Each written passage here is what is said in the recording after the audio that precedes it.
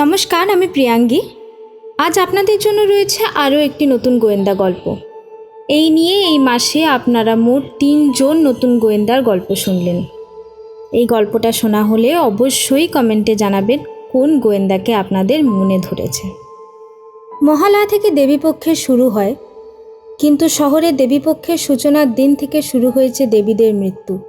কী বা এর কারণ জানতে হলে শুনতে থাকুন আজকের গল্প, সাগর ঘোষের কলমে সত্য সন্ধানী অভ্রালিকার প্রথম গল্প, মহিষাসুর মর্দিনী।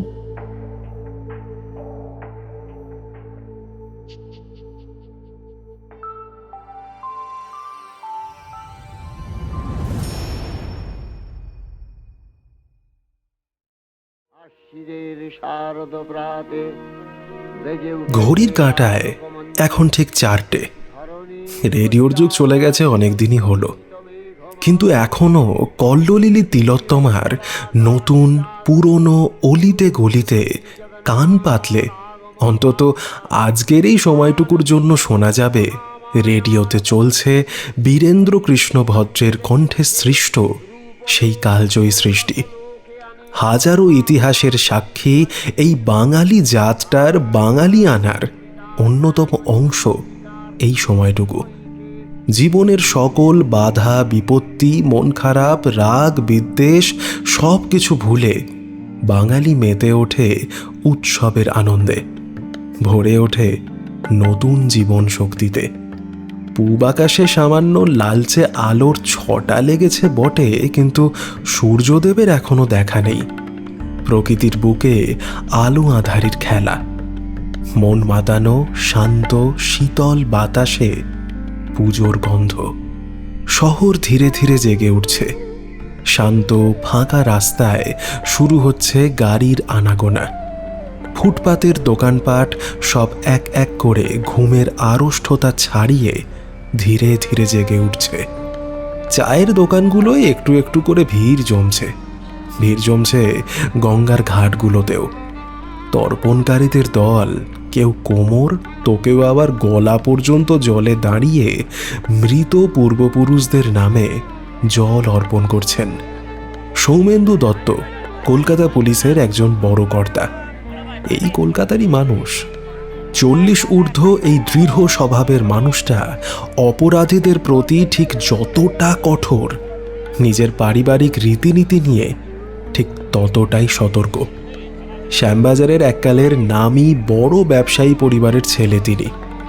মহালয়ার দিন সকালে বাগবাজারের ঘাটে গিয়ে বুক জলে দাঁড়িয়ে তর্পণ করা তার বহুকালের অভ্যেস। ছেলেবেলায় বাবার সাথে আসতেন।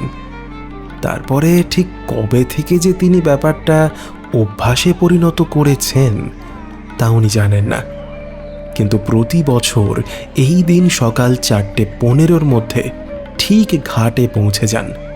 পুরোহিত ধরাই থাকে। এবছরও সৌমেন্দ্রবাবু অভ্যেস মতো ঘাটের সামনে ঠিক সময়ে পৌঁছে গেছেন। গাড়ি থেকে নেমে এগিয়ে গেলেন ঘাটের দিকে, কিন্তু ঘাটে ঢুকে বেশ অবাক হলেন। অন্যান্য বছরের দৃশ্যের সাথে আজকের দৃশ্যের বিস্তর ফারাক। কেউ জলে দাঁড়িয়ে তর্পণ করছেন না, কোনো পুরোহিত মন্ত্র পড়ছেন না। সকলে ঘাটের একটা বিশেষ কোণায় ভিড় জমিয়েছে। লোকজনের চোখে মুখে আর গুঞ্জনে ছোটাছুটি করতে থাকা ভয়, আতঙ্ক আর বিস্ময় অভিজ্ঞ পুলিশ অফিসারের দৃষ্টি এড়ালো না। খুন শব্দটাও বেশ কয়েকবার কানে গেল। ব্যাপারটা যে গুরুতর সেটা বুঝতে ওনার আর কোনো সমস্যা হলো না। ভিড়ের মধ্যে দিয়ে লোকজনকে ঠেলে সরিয়ে উনি এগিয়ে গেলেন সামনের দিকে। ভিড়ের অন্তিম প্রান্তে পৌঁছে সামনের দৃশ্য দেখে অভিজ্ঞ অফিসার সৌমেন্দু দত্ত কিছুক্ষণের জন্য থমকে গেলেন। ওনার ঠিক সামনে ঘাটের সিঁড়ির উপরে চিত হয়ে পড়ে আছে একটা লাশ। লাশের মুখ বোঝার কোনো উপায় নেই। ভারী কিছু দিয়ে মেরে মেরে মুখটা একেবারে বিকৃত করে দেওয়া হয়েছে, কিন্তু দেহ প্রমাণ করছে সে একজন নারী। আর মৃতদেহের ঠিক পাশে পড়ে রয়েছে রক্তে মাখা একটা ছোট্ট মাটির মূর্তি, মহিষাসুরের মূর্তি। এবছরের মহালয়ার দিনটা যে এরকম কিছু দিয়ে শুরু হবে সেটা স্বপ্নেও কল্পনা করতে পারেননি সৌমেন্দুবাবু। সেই জন্যই সম্ভবত ধাক্কাটা একটু জোরে খেয়েছিলেন। এবারে নিজেকে সামলে নিয়ে মোবাইলের স্ক্রিন অন করে একটা নম্বর ডায়াল করে মোবাইল কানে ধরলেন। অল্পক্ষণ পরে বললেন, রাজেশ, বাগবাজার ঘাটে তাড়াতাড়ি চলে এসো, সাথে কয়েকজন কেনো, আর ফরেন্সিককেও খবর দিব। এখানে একটা মার্ডার হয়েছে।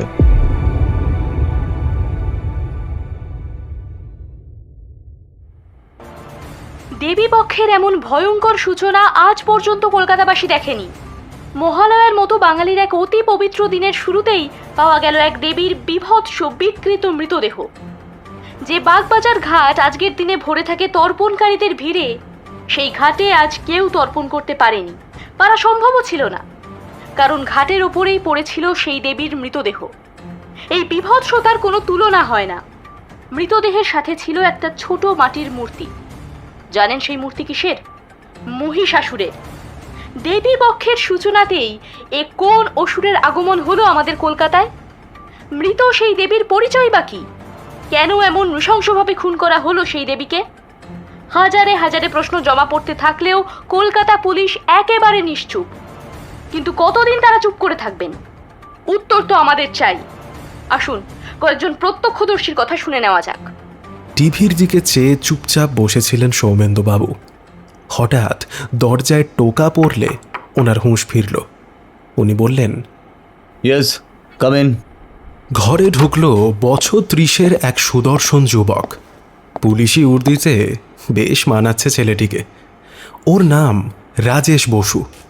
চাকরিতে ঢুকেছে সবে বছর 2 হচ্ছে, কিন্তু নিজের যোগ্যতা আর বুদ্ধির জোরে ডিপার্টমেন্টে বেশ নাম করে নিয়েছে।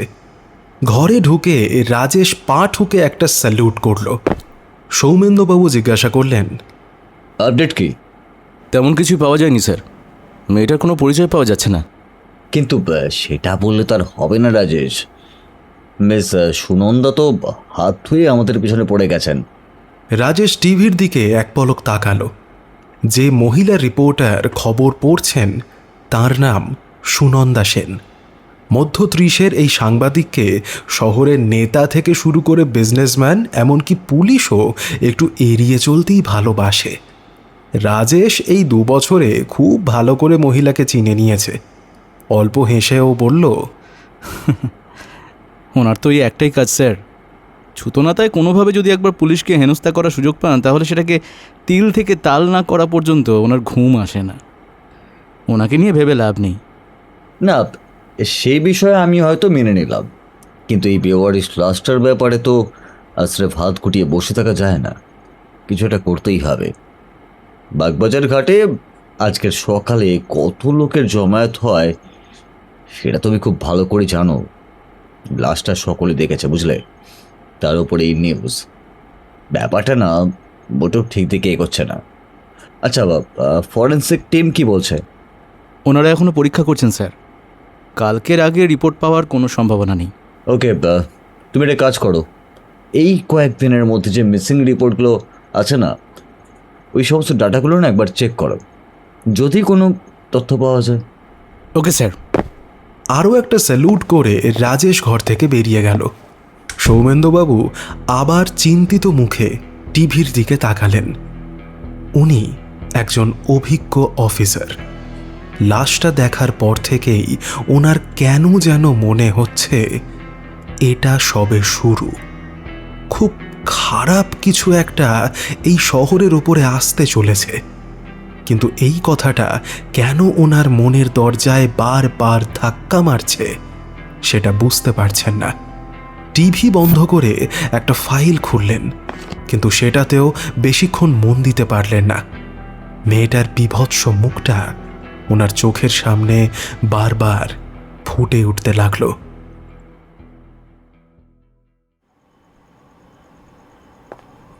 বেলগাছিয়ার এই সরু সরু গলিগুলো দিয়ে হেঁটে যেতে অর্পিতার সবসময়ই খুব ভয় লাগে। সরু গলির দুপাশে লম্বা লম্বা বিল্ডিং, কোনোটার দেওয়াল নতুন, আবার কোনোটার দেওয়াল প্রাচীনত্বের ভারে শীর্ণকায়। লাইট পোস্ট আছে, কিন্তু রাত 9টার পর নির্জন গলিগুলোকে ওই একাকী লাইট পোস্টগুলোর হলুদ আলোয় আরও কেমন যেন রহস্যময় করে তোলে। বুকের মধ্যে অমঙ্গলের ঘণ্টা বাজিয়ে দেয়। অর্পিতা আসলে গ্রামের মেয়ে। এই মাস 7 হলো কলকাতায় আছে। গ্রামে ওর বয়সী অন্য যেসব মেয়েরা ছিল তাদের প্রত্যেকেরই বিয়ে হয়ে গেছে, কিন্তু ওর জন্য এসব স্বপ্ন। বুড়ো অসুস্থ বাপ মাকে ফেলে বিয়ে করা ওর পক্ষে অসম্ভব। ওর এক দাদা ছিল, ওর থেকে বছর 4 বড় ছিল সে। 2 বছর আগে কাজে যাচ্ছি বলে সেই যে বেরিয়ে গেল, তারপরে আজ পর্যন্ত আর কোনো খবর পাওয়া যায়নি। সে থাকলে হয়তো ওর আজ এই অবস্থা হতো না। শহরের বাতাসে এখন পুজোর গন্ধ। মহালয়া হয়ে গেছে, আর মাত্র কটা দিন, তারপরে শারদোৎসবের আনন্দে নাচতে শুরু করবে গোটা শহর। আলোর অলঙ্কারে সজ্জিতা তিলোত্তমার রূপ তখন অতুলনীয় হয়ে উঠবে। অর্পিতার মনে কিন্তু আনন্দ বিন্দুমাত্র নেই। ওর মাথায় ঘুরছে হাজারটা চিন্তা। বাবা মা দুজনেরই শরীর আরও খারাপ করেছে, ওষুধ কিনতে হবে, কিন্তু দুজনের ওষুধ কেনার যে খরচা তা ওর কাছে নেই। 2 দিন পরেই বাড়িওয়ালা আসবেন ভাড়া নিতে। সে টাকা আছে বটে, কিন্তু তারপরে তো 2 দিন কাটানোর মতো টাকাও থাকবে না। ওর জন্যে পুজোর আনন্দ দুশ্চিন্তার ঘূর্ণিঝড়ে বহু দূরে উড়ে গিয়েছে। এইসব নানান কথা ভাবতে ভাবতে হাঁটছিল অর্পিতা। তাই আজ এই গলি দিয়ে হাঁটতে ওর তেমন একটা ভয় লাগছিল না। হঠাৎ শীষের শব্দটা কানে আসতেই ওর চিন্তায় ভাঙন ধরল। চিন্তার জায়গায় ভয় এবারে এক মুহূর্তের মধ্যে সেই জায়গাটা দখল করল। থমকে দাঁড়িয়ে পড়ল, এদিকে ওদিকে তাকালো। লাইট পোস্ট কটার হলুদ আলো গোটা রাস্তার অন্ধকার কাটাতে পারছে না, কিন্তু সামনে যতটা দেখা যাচ্ছে কেউ নেই। পেছনে ফিরে তাকালো, না, কেউ নেই। নিজের মনের ভুল মনে করে পা চালানোর গতি একটু বাড়ালো, কিন্তু আরও কিছুটা এগোনোর পরে আবার থমকে দাঁড়িয়ে পড়ল অর্পিতা। শীষের শব্দ আবার এসেছে। কোথা থেকে এসেছে সেটা ও আন্দাজ করতে পেরেছে। শব্দটা এসেছে পিছনের অন্ধকারে ঢাকা এই গলির একটা শাখা গলি থেকে। অর্পিতা কয়েক সেকেন্ডের জন্য ভাবল পেছনে ফিরে দেখবে, কিন্তু পরক্ষণেই সেই চিন্তা ঝেড়ে ফেলে আরও দ্রুত সামনের দিকে পা চালালো। মেসের বাইরের আলো ও একটা দেখতে পাচ্ছে, ওখানে যেতে পারলেই শান্তি। কিন্তু অর্পিতার একবার পেছনে ফিরে দেখা উচিত ছিল, তাহলে ও দেখতে পেত শিকারী সিংহের মতো একেবারে নিঃশব্দে একটা লম্বা কালো অবয়ব ওর ঠিক কতটা কাছে এসেছে। তাতে বাঁচার জন্য অন্তত ছুটতে পারত। হঠাৎ ওর ঘাড়ের ঠিক পেছনে একটা নির্দিষ্ট জায়গায় বজ্রপাতের মতো নেমে এলো একটা হাত। পলকের মধ্যে অর্পিতার চোখের সামনে থাকা সব কিছু গিলে নিল অন্ধকার। ওর শরীরটা বেশ জোরে মুখ থুবড়ে পড়ল সামনে, কিন্তু ব্যথা ও টের পেল না।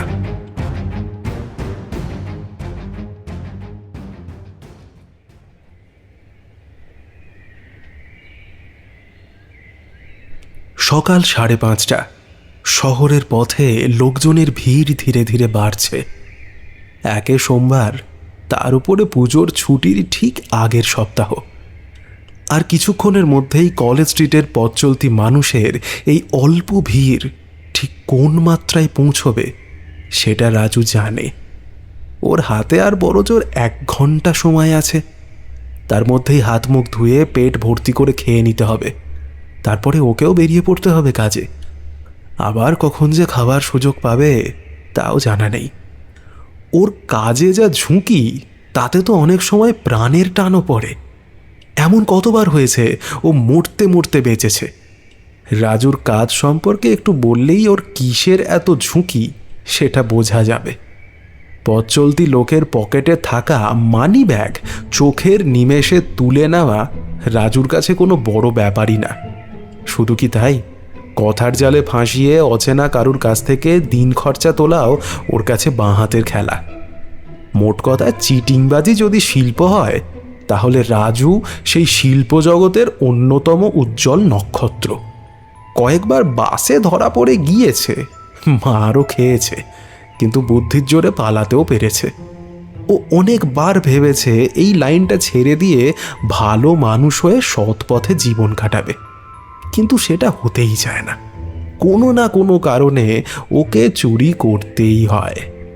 রোজ দিনের মতো রাজু চোখে মুখে জল দিয়ে ঘর থেকে বেরিয়ে পড়ল। ঘর বলতে কলেজ স্ট্রিটের হাজারটা চেনা অচেনা অলিগলির মধ্যে একটা বেনামি নোংরা সরু গলির মধ্যে একটা ভাঙা টালির চালের ঘুপচি ঘর। একটা মানুষ কষ্ট করেই সেই ঘরে থাকতে পারে। এই গলির শেষে একটা চায়ের দোকান আছে। সেখানেই রোজ সকালে চা আর জলখাবার সেরে রাজু কাজে বের হয়। জলখাবার বলতে 150 পেটা পরোটা। ঘর থেকে বেরিয়ে একটা বিড়ি টানতে টানতে দোকানে গিয়ে বসলো রাজু। দোকানদার ওকে দেখেই বলল, বেড়া ছেলে, 3 মাস ধরে রোজ খেয়ে যাচ্ছিস, একটা টাকাও জমাচ্ছিস না, এরকম করে কীভাবে চলবে রাজু? রাজু হেসে রোজকার উত্তরই দিল, বলল, কি করি বলো তো ভাইজান? হ্যাঁ, এই সালা দুনিয়ায় ভালো মানুষের জন্য কোনো জায়গাই নেই। কেউ সালা কাজ দিতেই চায় না। আরে তুমি দাও না, কালই সব শোধ করে দিচ্ছি। দোকানদারের নাম আলী। ও জানে রাজু কথা রাখবে না, কিন্তু ছেলেটাকেও প্রায় বছর 5 ধরে দেখছে।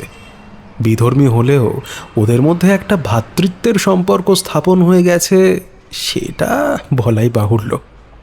আর কথা না বাড়িয়ে আলী 1 প্লেট পরোটা ধরিয়ে দিল রাজুর হাতে। পরোটা শেষ করে রাজু বলল, ভাইজান চল, একটু সেবা দিয়ে আসা হোক। হ্যাঁ, তুমিও তো আর সারাদিন সময় পাবে না। বাবা, চা খাবি না? আরে ঘুরে এসে খাওয়া যাবে, চল না। মাথাটা ধরে আছে, এক ছিলিম না চড়ালে হচ্ছে না। এটাও আলী আর রাজুর রোজ দিনের কাজ। 1 ছিলিম গাঁজা খেয়ে তারপরে ওরা কাজ শুরু করে। আশেপাশের অনেকগুলো ছোট ছোট গলি আছে, সেগুলোর কোনো একটায় গিয়ে ওরা কাজটা সারে। আজও তেমনই একটা গলির ভেতরে ঢুকলো। এই গলির শেষে একটা ভাঙা পরিত্যক্ত বাড়ি আছে, ওটাকেই ওদের ঠেক বলা চলে। ভাঙা বাড়ির মধ্যে ঢুকলো আলী আর রাজু, আর ঢুকতেই থমকে দাঁড়িয়ে পড়ল, কারণ ওদের ঠিক সামনে চিত হয়ে পড়ে আছে একটা মেয়ের লাশ। দেখেই বোঝা যাচ্ছে মেয়েটার 2টো হাত 2টো পা ভেঙে দেওয়া হয়েছে। মুখটা একটু পাশে সরেছিল, তাই ভালো করে দেখা যাচ্ছে না। লাশ দেখেই আলীর হাঁটু কাঁপতে শুরু করেছে। রাজুরও যে ভয় লাগছে না তা নয়, কিন্তু কৌতূহল এড়ানোর ক্ষমতা ওর নেই। কয়েক পা এগোলো আর লাশের মুখটা দেখে চিৎকার করে উঠল। মুখটা পাথর দিয়ে মেরে মেরে একেবারে নষ্ট করে দেওয়া হয়েছে। রাজু, চল এখান থেকে, আমরা কেস খেয়ে যাবো, বুঝলি? কিন্তু ভাইজান। আরে কোনো কিন্তু নয় রাজু, চল। কিন্তু কাউকে জানানো দরকার। আর সব হবে, এখন চল তো। ওরা প্রায় পড়ি কি মরি করে ছুটে বেরিয়ে গেল সেখান থেকে।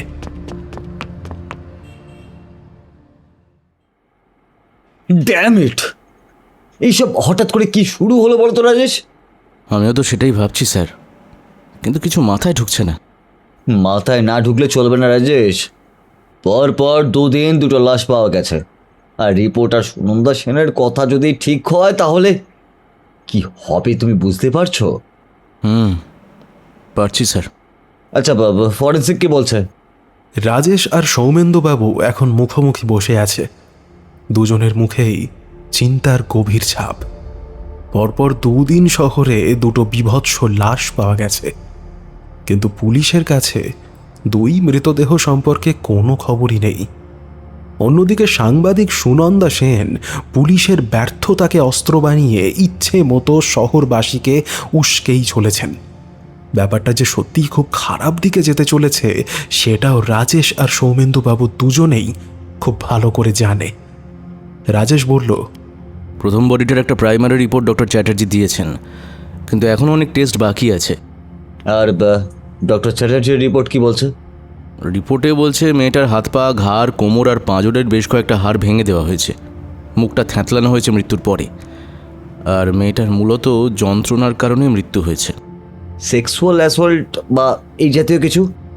না স্যার, তেমন কোনো চিহ্ন নেই। তবে মেয়েটাকে মারার আগে খুনি প্রচণ্ড অত্যাচার করেছে স্যার। হাত পা ধাতব তার বা ওই জাতীয় কিছু দিয়ে চেপে বাঁধা ছিল আর কি। ন্যাচারালি মেয়েটা নিজেকে ছাড়ানোর জন্য অনেক টানাটানি করেছিল, তাতেই কবজি আর পায়ের গোছে বাঁধন গেঁথে বসে গিয়েছিল। আর একটা ব্যাপার আছে স্যার, মেয়েটার ঘাড়ের পিছন থেকে আঘাত করা হয়েছিল। ঘাড়ে একটা কালশিটে দাগ আছে। কি দিয়ে আঘাতটা করা হয়েছিল সেটা কি ওখানে লেখা রয়েছে? ডক্টর চ্যাটার্জির মতে তো হাত দিয়েই আঘাতটা করা হয়েছিল। কারণ? সম্ভবত অজ্ঞান করে দেওয়ার জন্য। Then it's a pre planned murder. তোমার কি মনে হয়? Yes sir. দেখো রাজেশ, আমি জানি এইসব আমাদের জন্য একেবারেই নতুন কিছু নয়। প্রায় প্রতিদিনই আমাদেরকে এমন সব উটকো কেসে তদন্ত করতেই হয়। কিন্তু এখন পরিস্থিতি একেবারেই অন্যরকম। পুজো একেবারে গায়ের ধারে, বলতে গেলে শুরু হয়ে গেল বলে। এই অবস্থায় শহরে এসব হওয়াটা পরিস্থিতিকে খুব বাজে দিকেই নিয়ে যাচ্ছে। আমাদের তাড়াতাড়ি কিছু একটা করতেই হবে, বুঝলে?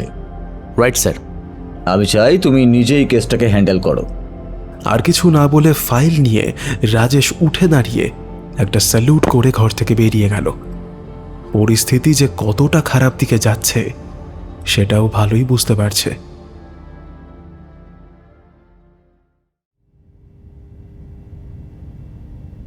আসতে পারি ডক্টর? ডক্টর অনিরুদ্ধ চ্যাটার্জি একজন প্রবীণ অভিজ্ঞ ফরেন্সিক এক্সপার্ট। কাজে ঢোকা থেকেই রাজেশ ভদ্রলোককে দেখছে।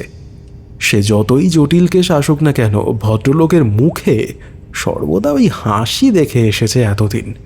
কিন্তু আজ ভদ্রলোকের মুখের ভাঁজে তীব্র চিন্তা। ওনার মুখেও হাসি নেই। মন দিয়ে একটা ফাইল দেখছিলেন ডক্টর চ্যাটার্জি। এবারে মুখ তুলে রাজেশকে দেখে বললেন, হ্যাঁ এসো রাজেশ, তোমার কথাই ভাবছিলাম। ডক্টর চ্যাটার্জির কথাগুলো রাজেশের কপালে ভাঁজ ফেলল। একটা চেয়ারে বসে কৌতূহলী স্বরে জিজ্ঞাসা করল, আমার কথাই ভাবছিলেন কেন? ডক্টর চ্যাটার্জি উঠে দাঁড়িয়ে বললেন, চলো ল্যাবে গিয়ে তোমায় কারণটা বোঝাচ্ছি। রাজেশ মনের দিক থেকে অত্যন্ত শক্তপোক্ত, কিন্তু এই লাশ কাটা ঘরে ঢুকতে ওর একেবারেই ভালো লাগে না। পেট চেরা, বুক চেরা মৃতদেহগুলো দেখতে ওর বড্ড অস্বস্তি হয়। শরীরের মধ্যে কেমন যেন ঘিন ঘিন করে। কিন্তু পুলিশের চাকরি, তাই এসব ভাবার কোনো মানেই হয় না। তাই ওকে ঢুকতেই হয় এই মৃত গৃহে। ঘরটায় ঢুকতেই ওষুধের ভারী গন্ধে রাজেশের শরীরে একটু ঝিম লেগে গেল। লক্ষ্য স্থির করে নিল, যত তাড়াতাড়ি সম্ভব কাজ সেরে এই ঘর থেকে বেরোতে হবে। জিজ্ঞাসা করল, কি ব্যাপার বলুন? এই ঘরে ঢুকলেই তুমি এত উত্তেজিত কেন হয়ে যাও? হ্যাঁ জানি এটা খুবই অস্বস্তিকর, কিন্তু আমাদের প্রফেশনে তো এসব নিয়েই কাজ। তাই ইয়াং ম্যান, যত তাড়াতাড়ি তুমি ব্যাপারটা সইয়ে নিতে পারবে তত ভালো। Thanks for the advice doctor. ঠিক আছে, এবারে প্লিজ বলুন। ডক্টর চ্যাটার্জি একটা দীর্ঘশ্বাস ছেড়ে সাদা চাদরে ঢাকা দুটো মৃতদেহের দিকে চোখের ইঙ্গিত করে শুরু করলেন। দুটো লাশই আমি পরীক্ষা করেছি। মানছি এখনো কিছু টেস্ট বাকি আছে, বাট যতটা পরীক্ষা করেছি ততটা থেকে একটাই ব্যাপার সামনে আসছে। দুটো কাজই একজনের, আর যে মার্ডারটা করেছে সে নিজের কাজে অত্যন্ত পটু। দুটো বডির ইনজুরিগুলো দেখে মনে হচ্ছে একটা বডি আর একটার জেরক্স কপি, সব একেবারে সেম অ্যান্ড ক্লিন। কোনো ফিঙ্গারপ্রিন্ট বা? নাথিং, কিচ্ছু নেই, শুধু ঘাড়ের দাগটা, আর কিচ্ছু নেই আমাদের কাছে। কিন্তু এমনভাবে খুন করার কারণটা কি? সেটা বলতে পারবো না, তবে এটুকু বলতে পারি ভিকটিমদের ওপরে খুনির মারাত্মক রাগ ছিল। মুখগুলো শুধুই যে যাতে চেনা না যায় সেই জন্যে নষ্ট করা হয়েছে এটা কিন্তু আমার মনে হচ্ছে না। দুটো ডেড বডির স্কাল একেবারে গুঁড়ো হয়ে গেছে। এত কিছু সেম যখন সেক্সুয়াল অ্যাসল্টের ব্যাপারটাও নিশ্চয়ই একই হবে। হ্যাঁ, কিন্তু এটা কেন? সেটা তো আমিও ভাবছি। ব্যাপারটা একেবারেও সহজ নয় রাজেশ। আমি আবার একটা অন্য ব্যাপার নিয়ে ভয় পাচ্ছি। হয় কি ব্যাপার ডক্টর? আশা করি এটা আমার স্রেফ একটা ভুল ধারণা প্রমাণিত হোক। আমার মনে হচ্ছে এটা শুধু শুরু। Serial killing? আনফর্চুনেটলি হ্যাঁ, খুনি একজন সাইকোপ্যাথ হলেও অবাক হব না। কি বলছেন ডক্টর? ডক্টর চ্যাটার্জি আর কিছু না বলে গম্ভীর মুখে কয়েকবার ওপর নিচ মাথা নাড়লেন। রাজেশ চুপচাপ ল্যাব থেকে বেরিয়ে সৌমেন্দু বাবুকে ফোন করল।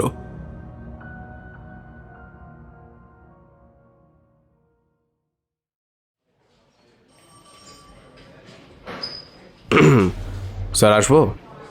এক মনে কেস ফাইল দেখছিল রাজেশ। মুখ তুলে দেখল অফিসার কৃষ্ণেন্দু বসাক এসেছেন। হ্যাঁ বসাকদা, আসুন। অফিসার বসাক বয়সে রাজেশের থেকে 8 বছরের বড়।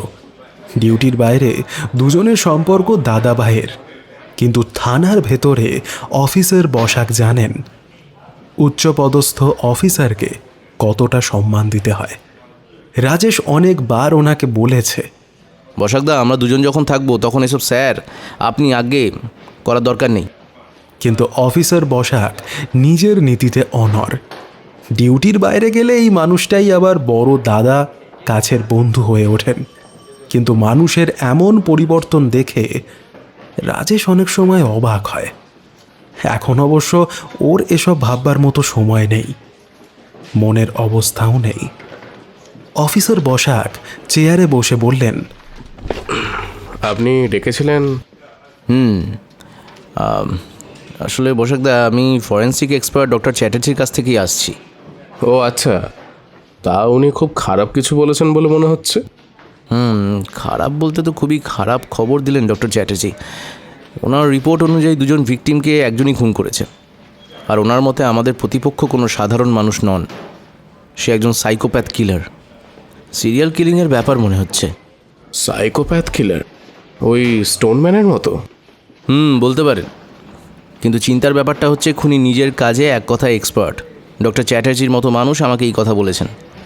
বুঝতেই পারছেন বিষয়টা। তাহলে খুনিকে ডিটেক্ট করা যায় এমন কোনো তথ্য দুটো লাশ থেকে পাওয়া যায়নি। দ্য পারফেক্ট কিলার। আমরা তাহলে এরপরে কী স্টেপ নিচ্ছি স্যার? আমি স্যারের সাথে কথা বলেছি। উনি বলছেন 5 জনের একটা কোর টিম তৈরি করতে। আমাদের কাজ হবে পুজো শুরু হওয়ার আগে ওই পাগল খুনিকে ধরা। আর অবশ্যই রিপোর্টার সুনন্দা সেনকে এড়িয়ে চলতে হবে। মিডিয়ার কাছে যেন আমাদের সন্দেহের কথাটা কোনোভাবেই না পৌঁছয়। Mind it. Okay sir. এই টিমে কে কে আছেন? আপাতত আমি আর আপনি। বাকি 3 জনকে স্যার কাল সকালে পাঠিয়ে দেবেন। ওকে। আর আমাকে আপাতত কি করতে হবে? আচ্ছা, এই দুটো মেয়ের কোনো খোঁজ পাওয়া গিয়েছে? হ্যাঁ স্যার, আপনার কথাগুলো শুনতে শুনতে একেবারে ভুলেই গিয়েছিলাম। আমরা শহরের সব থানা থেকে শেষ 4 দিনের মিসিং রিপোর্ট চেক করেছি। 28 বছর বয়সী ওই হাইটের মেয়ের মিসিং রিপোর্ট মোট 20টা আছে। আচ্ছা বেশ, এক কাজ করুন, 20 জনের বাড়ির লোককেই এক এক করে বডি ভেরিফাই করান। করতে বলে দিয়েছি স্যার। আর একটা কথা বলবো স্যার? গুড। হ্যাঁ বলুন না, কী ব্যাপার বলুন। স্যার, এটা যদি কোনো সাইকোপ্যাথ কিলারেরই কাজ হয়, তাহলে প্রথমে আমাদের জানতে হবে এ কোনো নতুন খুনি নাকি পুরনো। তাতে মনে হয় তদন্ত করতে অনেকটাই সুবিধা হবে আমাদের। অফিসার বসাককে এই জন্যই এতটা শ্রদ্ধা করে রাজেশ। ভদ্রলোকের অভিজ্ঞতাও কিছু কম নয়, আর তিনি সবসময় রাজেশকে এমনভাবেই সাহায্য করে যান। কী করা উচিত আর কি নয় সেটা এমন সাজেশনের মতো করেই বলে দেন তিনি। রাজেশও মন দিয়ে সবটা শিখে নেয়। বলল, আপনি ঠিক বলেছেন বসাকদা। কয়েকজনকে ওই বডি দুটোর আইডেন্টিটি খোঁজার কাজে লাগিয়ে দিন। বলবেন 2 দিনের মধ্যে ডিটেলস লাগবে। আর আমরা এদিকে পুরনো কেস ফাইলস ঘাঁটতে বসি।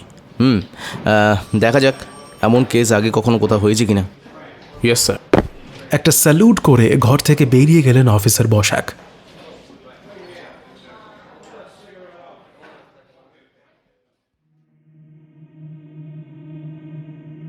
ধীরে ধীরে চোখ খুলল নিশা।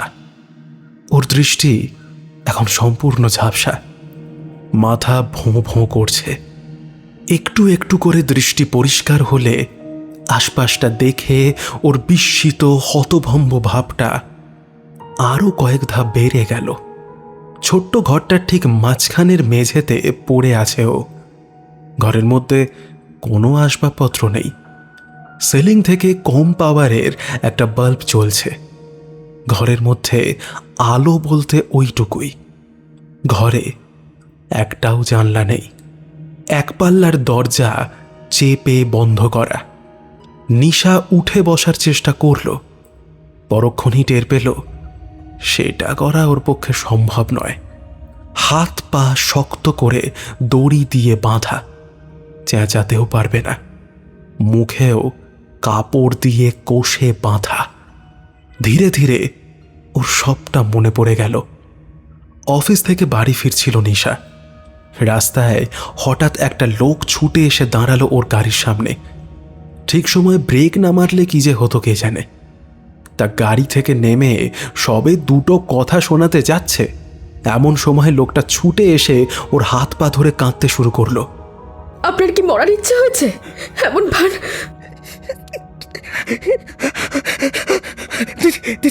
আমাকে একটু সাহায্য করুন। আমার আমার আমার মা খুব অসুস্থ, কোনো গাড়ি পাচ্ছি না, কেউ দাঁড়াচ্ছে না, তাই বাধ্য হয়ে এটা করছি। এই সামনে হাসপাতাল আছে, সামনে হাসপাতাল পর্যন্ত একটু ছেড়ে দিন please madam, please please please please please আমার মাকে একটু বাঁচান। জায়গাটা সত্যিই ফাঁকা ছিল।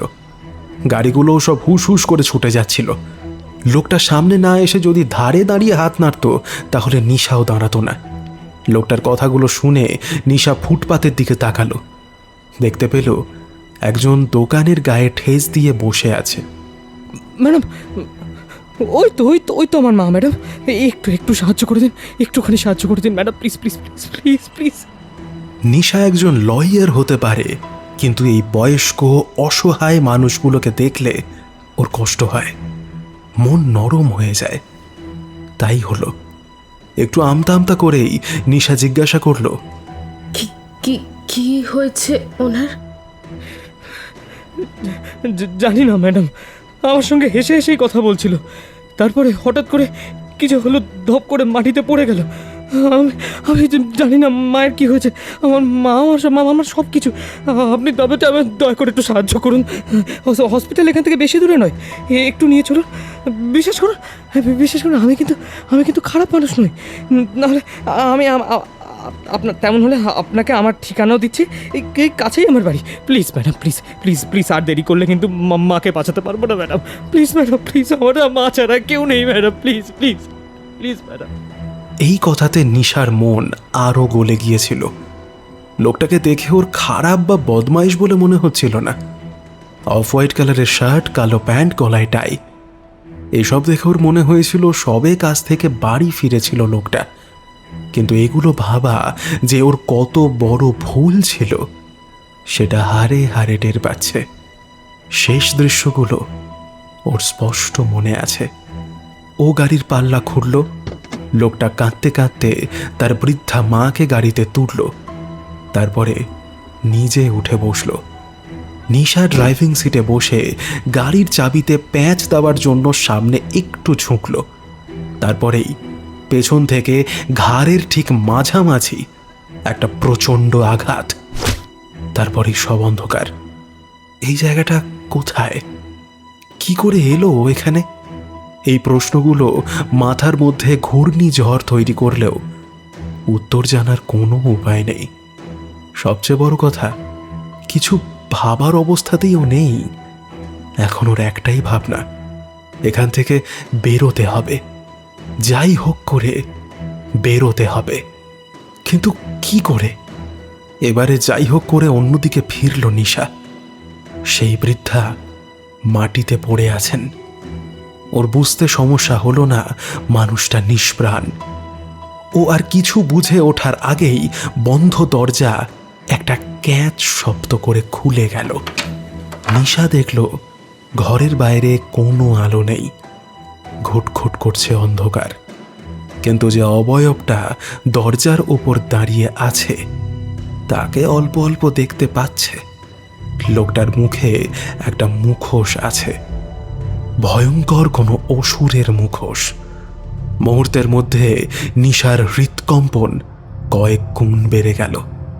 মুখোশধারী লোকটা এবার ধীর পায়ে ঘরের মধ্যে এসে ঢুকল। তারপরে দরজার পাল্লা বন্ধ করল। তারপরে এক পা করে এগিয়ে এসে দাঁড়ালো নিশার সামনে। লোকটার পরনে কুচকুচে কালো ওভারকোট আর মুখে লাল রঙের বিভৎস সেই মুখোশ। কিন্তু নিশা জানে এই ব্যক্তি আর মায়ের শোকে ক্রন্দনরত সেই লোকটা দুজনেই এক। নিশার দু চোখ দিয়ে এবারে জল বেরিয়ে এলো। জল ছাড়া মাছের মতো কিছুক্ষণ ছটফট করলো। প্রাণপণে জানতে চাইল লোকটা কেন ওর সাথে এরকম করছে, কিন্তু গোঙানির শব্দ ছাড়া ওর মুখ থেকে আর কিচ্ছু বেরোলো না। মুখোশধারীর মধ্যে কিন্তু এতটুকু পরিবর্তন এলো না। সে যেমন পকেটে দুহাত ঢুকিয়ে দাঁড়িয়েছিল তেমনই দাঁড়িয়ে রইল। ধীরে ধীরে নিশার গোঙানি আর ছটফটানি কমলে সে নড়ল। নিচু হয়ে নিশার চুলের মুঠি ধরে টানতে টানতে ঘরের একটা কোণে নিয়ে গেল। তারপরে নিশার হাতের বাঁধন খুলল। নিশা নিজেকে ছাড়ানোর চেষ্টা করল, কিন্তু পারল না। প্রথমত ওর শরীরে কোনো শক্তি নেই, উল্টো দিকে লোকটা শরীরে আসরিক শক্তি। ঘরের এই কোণে একটা মোটা দুটো তক্তা দাঁড় করানো আছে।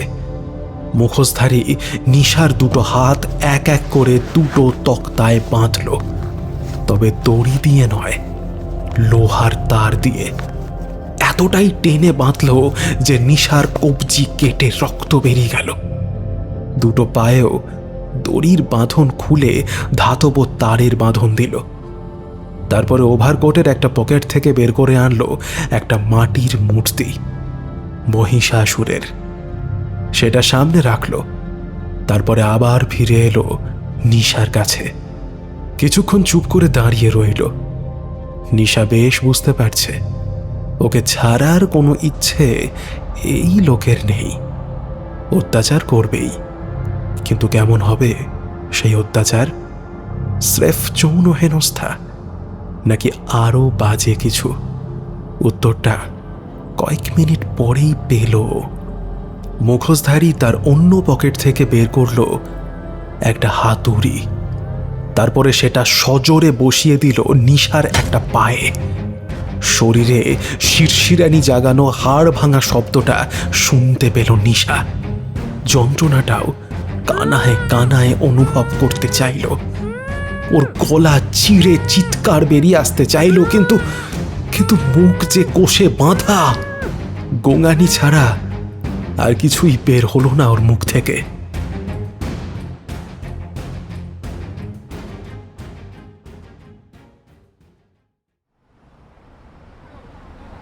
One by one B AJC Bose road শহরের অন্যতম ব্যস্ত রাস্তা।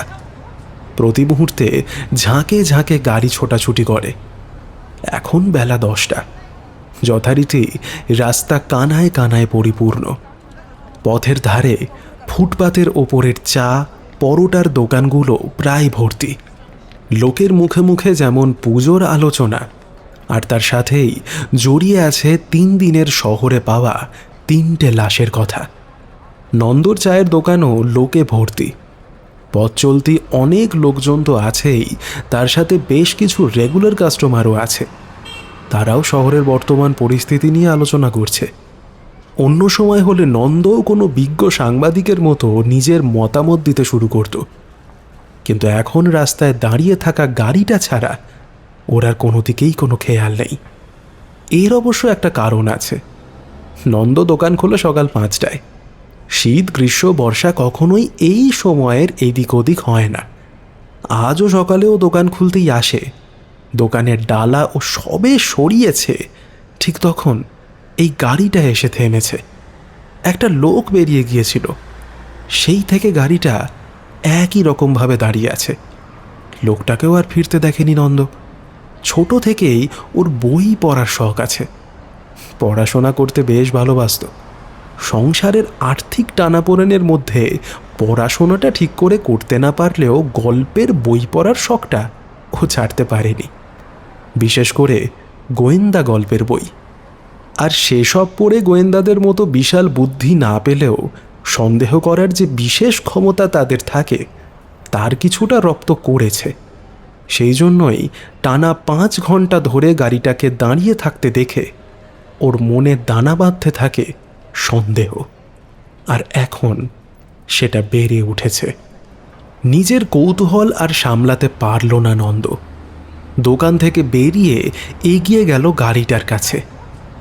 গাড়ির কাছে গিয়ে পাল্লার কাঁচ দিয়ে ভেতরে একটা উঁকি দিল। দেখল গাড়িতে চাবি লাগানো রয়েছে। ড্রাইভিং সিটের পাশে পড়ে আছে একটা মেয়ের লাশ। মেয়েটার মুখ চেনার কোনো উপায় নেই। আর ড্রাইভিং সিটের ওপরে বসানো আছে একটা মহিষাসুর। দৃশ্যটা দেখে হিতাহিত জ্ঞানশূন্য হয়ে চিৎকার করে উঠল।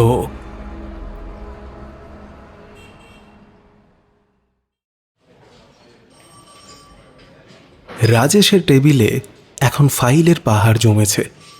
সবকটাই শেষ বেশ কিছু বছরের আনসলভড মার্ডার কেস। আজ সকালে আরও একটা নারীর বীভৎস বিকৃত মৃতদেহ পাওয়া গেছে। আর তার সাথে ছিল একটি মহিষাসুরের ছোট মূর্তি। এরপর থেকে সুনন্দা সেনের সাথে শহরের অন্যান্য সাংবাদিকরাও গাঝাড়া দিয়ে উঠেছে। সকলে মিলে পুলিশকে চেপে ধরেছে। একই সাথে শরতের শহর থেকে পুজোর গন্ধ মিলিয়ে গিয়ে সেখানে ভরে গেছে ভয় আর আতঙ্কের নারকীয় গন্ধ। শহরবাসীর মনেও এখন একটাই প্রশ্ন, শহরে কি তাহলে সত্যিই কোনো পাগল খুনির আগমন হয়েছে? যদি হয়েই থাকে তাহলে এবছরের পুজো কি এমন মৃত্যুর চাদরে মুড়েই কাটবে? মোট কথা শহর জুড়ে পরিস্থিতি এখন অত্যন্ত বিশৃঙ্খল। রাজেশের ওপর চাপও বেড়েছে মারাত্মকভাবে। ফাইলটা বন্ধ করে তার উপর বেশ জোরে একটা চাপড় মারল রাজেশ। গোটা টেবিলটা কেঁপে উঠল। কলমদারিটা টেবিল থেকে পড়েই গেল। আর ঠিক সেই সময় দরজা খুলে অফিসার বসাক বললেন, আসতে পারি স্যার? রাজেশ উত্তর না দিয়ে শুধু ঘাড় নেড়ে সম্মতি জানালো। ওর চোখে মুখে এখন চিন্তার থেকেও বেশি বিরক্তি আর রাগ প্রকাশ পাচ্ছে। শেষ 10 বছরের যে কটা অমীমাংসিত মার্ডার কেস আছে তার একটার সাথেও এবারের কেসের কোনো মিল নেই। উল্টো দিকে খুনি তাদের নাকের তলায় বসে খুন করেই যাচ্ছে। অফিসার বসাক চেয়ারে বসে রাজেশের মুখের দিকে তাকিয়েই ব্যাপারটা বুঝতে পারলেন। বললেন, মাথা ঠান্ডা করে কাজ করতে হবে স্যার। কি করে মাথা ঠান্ডা রাখবো বলতে পারেন বসাকদা? একটা পাগল খুনি পরপর খুন করেই যাচ্ছে আর আমরা স্রেফ পুতুলের মতো বসে আছি। হাতে একটা তথ্য নেই। সাধারণ মানুষের মধ্যে কী মাত্রায় প্যানিক ছড়াচ্ছে বুঝতে পারছেন? এই পুজোর সময় এসব বিশ্বাস করুন আমার না জাস্ট ভালো লাগছে না। আমি আর নিতে পারছি না। এখানে যে কটা ফাইল আছে আমি সব কটা চেক করে নিয়েছি, কোনো মিল নেই। এমনটা আগে কখনো হয়নি। যাই হোক, বাদ দিন। আপনি কিছু পেলেন? না স্যার, আমিও কিছু পাইনি এখনো। স্যারও ক্রমাগত চাপ দিয়ে যাচ্ছেন। কী যে করি। আচ্ছা, এই তৃতীয় লাশটা পাওয়া গেছে, এর পরিচয় জানা গিয়েছে? হ্যাঁ স্যার, সেটা বলতেই এসেছি। ইনি একজন লয়ার ছিলেন, নাম নিশা মাহাতো। বালিগঞ্জ সার্কুলার রোডে একটা ফ্ল্যাটে থাকতেন। এই বছর 3 হয়েছে ওনার বিয়ে হয়েছিল। যে গাড়িতে ওনার বডি পাওয়া গেছে সেটা ওনারই। মহিলার স্বামী এসে কনফার্ম করেছেন। লয়ার? আচ্ছা, ওনার বয়স কত ছিল? 31। আর আগের দুজনের? প্রথম জনের 28 আর দ্বিতীয় জনের 27। এই ব্যাপারটা খেয়াল করেছেন বসাকদা? মানে এই খুনি শুধু মহিলাদের খুন করলেও কোনো নির্দিষ্ট ক্যাটাগরি কিন্তু এর নেই। মানে কোনো নির্দিষ্ট এজ গ্রুপ বা কোনো নির্দিষ্ট প্রফেশনের মহিলাদের এই খুনি অ্যাটাক করছে না, মানে জাস্ট র্যান্ডামলি মার্ডার করছে। হ্যাঁ স্যার, এটা আমি খেয়াল করেছি। আরেকটা কথা বলার ছিল আপনাকে স্যার। বলুন।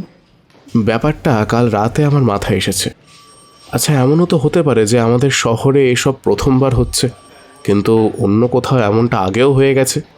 কিন্তু তার সাথে আমাদের কি সম্পর্ক? আমি শুনেছি এমন অনেক সাইকোপ্যাথ আছে যারা অন্যের কাছ থেকে ইন্সপিরেশন নিয়ে খুনগুলো করে। এও হয়তো তেমনই কোনো খুনই হবে। আপনি কি করতে বলছেন, খুলে বলুন। স্যার, অন্যান্য ডিস্ট্রিক্টে এমন ঘটনা আগে হয়েছে কি না এটা আমাদের দেখা উচিত। আমার যা মনে হচ্ছে এই খুনিকে ধরবার জন্যে প্রথমে ওর খুনের প্যাটার্ন আর ওর মনে কি চলছে সেটা জানা খুব দরকার। কোনো সাইকোপ্যাথ এক্সপার্টের সাথে কনসাল্ট করতে পারলে একটু ভালো হতো। ঠিক আছে, আপনি অন্যান্য ডিস্ট্রিক্টে এমন এর আগে হয়েছে কিনা একটু খোঁজ নিন। সাইকোপ্যাথ এক্সপার্টের ব্যাপারটা নিয়ে আমি একবার স্যারের সাথে কথা বলে দেখছি। আচ্ছা, আর একটা কাজ করুন, শহরে পেট্রোলিংটা না বাড়িয়ে দিন। রাতে শহরের প্রতিটা রাস্তায় আমাদের লোক থাকা চাই কিন্তু। অফিসার বসাক ঘর থেকে বেরিয়ে গেলে রাজেশ সৌমেন্দ্রবাবুকে ফোন করল।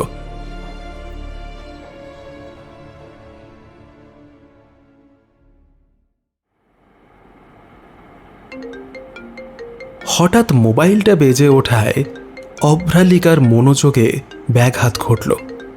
একটা বিদেশি ক্রাইম নভেল পড়ছিল, সেটা পাশে রেখে মোবাইল তুলে কল রিসিভ করলো। 3 মিনিটের কথার মধ্যে মাত্র 2 বার বলল, ইয়ে স্যার, ওকে স্যার। তারপরে মোবাইল পাশে রেখে নেমে পড়ল বিছানা থেকে। আলমারি খুলে একটা ব্যাগে জামা কাপড় প্যাক করতে শুরু করলো। অভ্রালিকা রায়, বয়স 30-এর গায়ের ধারে হলেও এখনও 30-এ পড়েনি। পেশায় একজন অভিজ্ঞ অপরাধ বিশেষজ্ঞ। দেশের বিভিন্ন প্রান্তের পুলিশ যখন কোনো অপরাধকে ধরতে নাকানি চুবানি খায় তখন ডাক পড়ে অভ্রালিকার। গায়ের রং পাকা সোনার মতো উজ্জ্বল, কাজল নয়না হরিণীর মতো টানা টানা 2টি চোখ, ছোট কপাল, গোলাপের পাপড়ির মতো 2টো ঠোঁট আর ঘন কালো চুলের বাহার। রূপের দিক থেকে বললে অভ্রালিকাকে দেখতে ঠিক কোনো দুর্গা প্রতিমার মতোই, ব্যক্তিত্বও তেমনি। আর শেষ 1.5 বছরে নিজের কাজে ও ঠিক কতটা নিপুণ সেটাও প্রমাণ করেছে। একটু আগে ফোনটা করেছিলেন অভ্রালিকা ডিপার্টমেন্টের চিফ। একটা কেস এসেছে কলকাতা থেকে। সেখানে কিছুদিন হলো কোনো এক সাইকোপ্যাথ কিলারের উৎপাত শুরু হয়েছে। ইতিমধ্যেই 3 দিনে সে 3টে খুনও করে ফেলেছে, কিন্তু পুলিশের কাছে কোনো সূত্রই নেই। ব্যাপারটা নিয়ে শহরের অবস্থা অত্যন্ত খারাপ, তাই এই কেসটার দায়িত্ব ডিপার্টমেন্ট অভ্রালিকাকে দিতে চায়।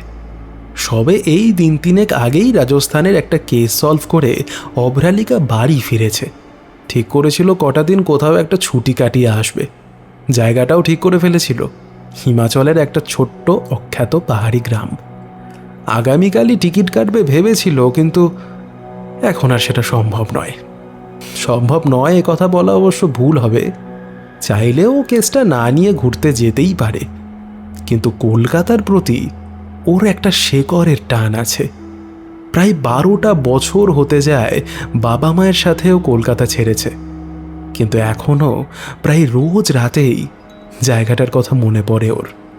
স্কুলের বান্ধবীদের কথা মনে পড়ে একটা ছেলের কথা, আর ওর প্রেমে পড়ার প্রথম দৃশ্যটা। এতদিন কখনো পড়াশোনা আবার কখনো অন্য কাজের চাপে জন্মস্থানে যেতে পারেনিও, কিন্তু এবারে যাবে। শহরটা ঠিক কতটা বদলেছে নিজের চোখেই দেখবে। 12টা বছর পরে আবার কলকাতার দুর্গাপুজো দেখবে সে। ফ্লাইট আগামীকাল সকাল 5টায়।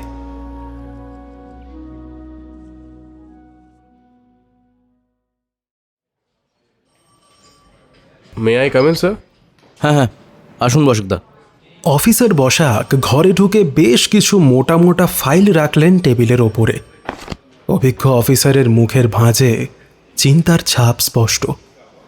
রাজেশ জিজ্ঞাসা করল, কি ব্যাপার, আবার কোনো বডি? ইয়েস স্যার, কালীঘাটে একই রকমের আরও একটা বডি পাওয়া গেছে। ভিকটিম একজন দেহ ব্যবসায়ীর ছিল, নাম শ্যামা, বয়স 35-এর মতো। মন্দিরের পিছনে যে গলিগুলো আছে তার একটায় নোংরা স্তূপের মধ্যে পড়েছিল বডিটা। লাশের সাথে মহিষাসুরের মূর্তিও ছিল। Damn it! কেউ কিছু দেখেছে? নো স্যার, এবারেও সব কিছু একেবারে ক্লিন। আমি এটাই বুঝতে পারছি না যে কলকাতার মতো এমন একটা জনবহুল শহরে কেউ কি করে সকলের চোখের আড়ালে থেকে এই লাশ ফেলে যেতে পারে বা মার্ডার করতে পারে, তাও আবার প্রতিবার। খুনি এই শহরকে খুব ভালো করেই চেনে। সে জানে শহরের কোথায় কখন কেমন ভিড় থাকে, সেই অনুযায়ী কাজ করছে সে। একবার খেয়াল করে দেখুন, প্রতিটা বডি সকালের আলো ফোটার পরে পাওয়া গেছে, অর্থাৎ খুনি বডিগুলো রাতের অন্ধকারে ফেলে যায়।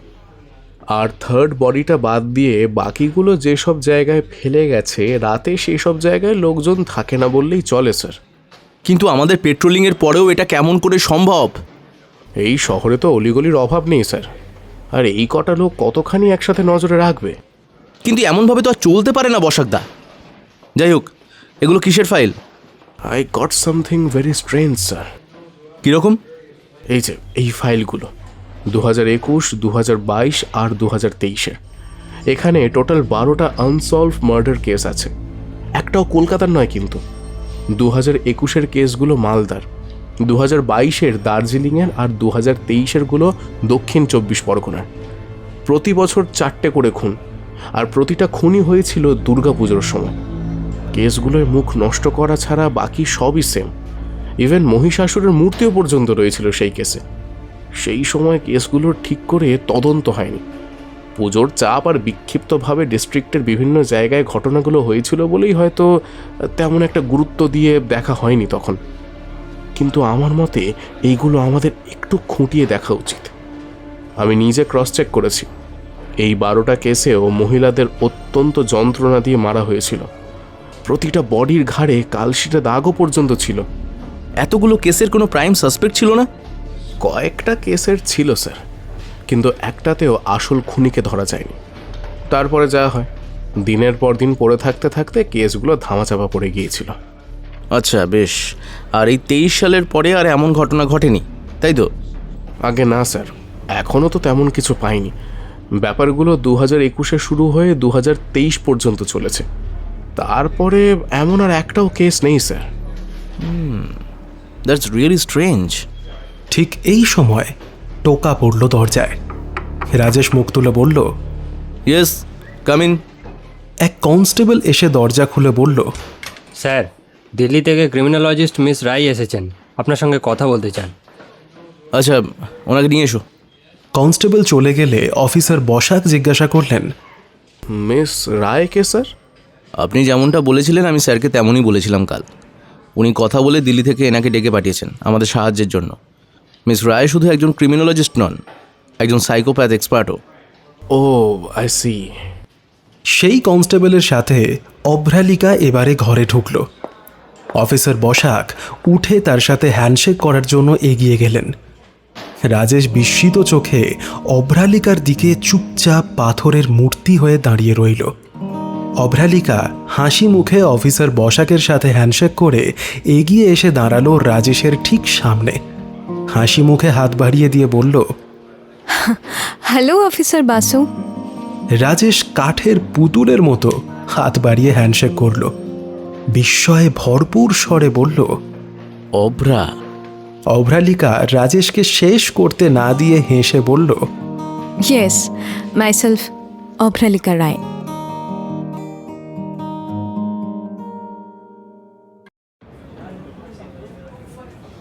পার্ক স্ট্রিটের এই ক্যাফেটেরিয়াটা রাজেশের খুব পছন্দের। বেশ ফাঁকা ফাঁকা থাকে, লোকজনের চিৎকার চেঁচেমেচি নেই।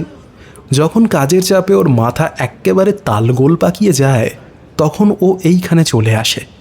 ঘণ্টাখানেক বসে কফি খায়, ওর মাথা আবার ফাঁকা হয়ে যায়। আজ অবশ্য ও একা আসেনি, সাথে করে অভ্রালিকাকেও নিয়ে এসেছে। এখন ওরা মুখোমুখি বসে আছে। অভ্রালিকার মুখটা রাজেশ সেই স্কুল জীবনে ঠিক যেমন দেখেছিল এখনও তেমনই আছে, খুব একটা পরিবর্তন হয়নি। রাজেশ তখন ক্লাস 12-এ। ক্লাস 11-এর একটা মেয়েকে দেখে থমকে দাঁড়িয়ে গিয়েছিল। আসলে মেয়েটার দুটো চোখে ও বাঁধা পড়ে গিয়েছিল। আজও সেই চোখ দুটোর কোনো পরিবর্তন হয়নি। এখনও ওই দুটো চোখ যেন গভীর দুটো সমুদ্র, যে দুই সমুদ্রের দিকে তাকালেই রাজেশ অতলে তলিয়ে যাচ্ছে বারবার। আর ওর বুকের মধ্যে একটা অদ্ভুত জ্বালা শুরু হয়েছে। জীবনের প্রথম ভালোবাসা কেউই ভুলতে পারে না। জীবনের শেষ দিন পর্যন্ত সেটা বুকের এক কোণে গেঁথেই থাকে। উল্টো দিকে অভ্রলিকারও বুক ঢিপ ঢিপ করছে, কিন্তু প্রাণপণে সে ব্যাপারটা চেপে রেখেছে। কফিতে একটা ছোট্ট চুমুক দিয়েও বলল, তারপর কি খবর তোর, বল। খবর তো একটাই, দিনরাত শুধু অপরাধীদের পিছনে ছুটছি। সেটা ভেবেই তো আমি অবাক হচ্ছি। তুই পুলিশ অফিসার, ভাবতেই কেমন লাগছে। আর তোর সে গিটারিস্ট হওয়ার স্বপ্নের কি হলো? আর গিটারিস্ট, ভাগ্য আমাকে গিটার বানিয়ে এন্তার বাজিয়ে যাচ্ছে এখন। সেসব কবেই সব ভুলে গেছি। গিটারটা এখন বাড়িতেই পড়ে রয়েছে, কাজের ফাঁকে সময়ও পাই না আর বাজানোর। তাছাড়া সকলের সব ইচ্ছে কি আর পূরণ হয়? আরও তো একটা স্বপ্ন দেখেছিলাম, 6 মাসের জন্য স্বপ্নটা সত্যিই হলো, তারপরে হারিয়ে গেল। গেল তো গেল, আর দেখাও পেলাম না। আবার এই 12 বছর পরে। যাই হোক, তোর স্বপ্ন যে পূরণ হয়েছে এটা দেখে আমি খুব খুশি হয়েছি, বিশ্বাস কর। অভ্রালিকার মুখে সামান্য দুঃখের ছায়া পড়ল। রাজেশ ঠিক কোন স্বপ্নের কথা বলছে সেটা বেশ ভালোই বুঝতে পারছে সে। একই স্বপ্ন তো ও নিজেও দেখেছিল, কিন্তু বিধাতার ইচ্ছে অন্য ছিল। নইলে হঠাৎ বাবার বদলিও হতো না, আর ওকে সব কিছু ছেড়ে চলেও আসতে হতো না। একটা দীর্ঘশ্বাস ছেড়েও বলল, বাদ দে পুরনো কথা, এখন বল, বিয়ে থা করেছিস? ধুর, যে কাজে ঢুকেছি তার থেকে নিস্তার পেলে তবে না ওসব ভাববো। আর গার্লফ্রেন্ড? না না না, ওসব ফালতু সময় নষ্টের দিকে আমার মন নেই। বলিস কি? যে ছেলেটার উপরে স্কুলের সব মেয়ে ফিদা হয়ে থাকতো, ফ্লার্ট না করলে যে ছেলের পেটের ভাত হজম হতো না, আজ সেই কথা বলছে? ভূতের মুখে রাম নাম তো ভাই। ইয়ার্কি মেরে কথাগুলো বললেও রাজেশের উত্তর শুনে অভ্রালিকার বেশ ভালোই লেগেছে। রাজেশ এবারে পাল্টা জিজ্ঞাসা করল, আমার তো অনেক কথা শুনলি, আর তুই? আরে আমারও তো সেম কেস রে। এই তো দেখ না, 3-4 দিন আগে রাজস্থান থেকে একটা কেস সলভ করে ফিরেছিলাম। ভেবেছিলাম কটা দিন ঘুরে আসবো, স্যার ফোন করে এই কেসটা ধরিয়ে দিলেন। এইসবের মধ্যে আর প্রেম হয় বলতো? কথাটা রাজেশেরও বেশ লাগলো। জিজ্ঞাসা করল, আর কাকু কাকিমা কেমন আছেন? দুজনেই বছর কয়েক আগে আমাকে টাটা বাই বাই করে কেটে পড়েছেন। কি বলছিস? ও সরি, মানে আরে এতে সরি বলার কিছু হয়নি। যাই হোক, কেসটার ব্যাপারে একটু বলতো। অল্পক্ষণ চুপ করে থেকে রাজেশ জিজ্ঞাসা করল, আচ্ছা, আমার বাড়ি যেতে তোর কোনো সমস্যা আছে কি? একদমই না। তাহলে চল আমার বাড়ি গিয়েই কথা বলা যাক। বাইরে এসব নিয়ে কথা বলে লাভ নেই, মাও তোকে দেখে খুশি হবে। চল। নিশ্চয়ই, চল। কাকিমা ভালো আছেন? হ্যাঁ, ওই আর কি।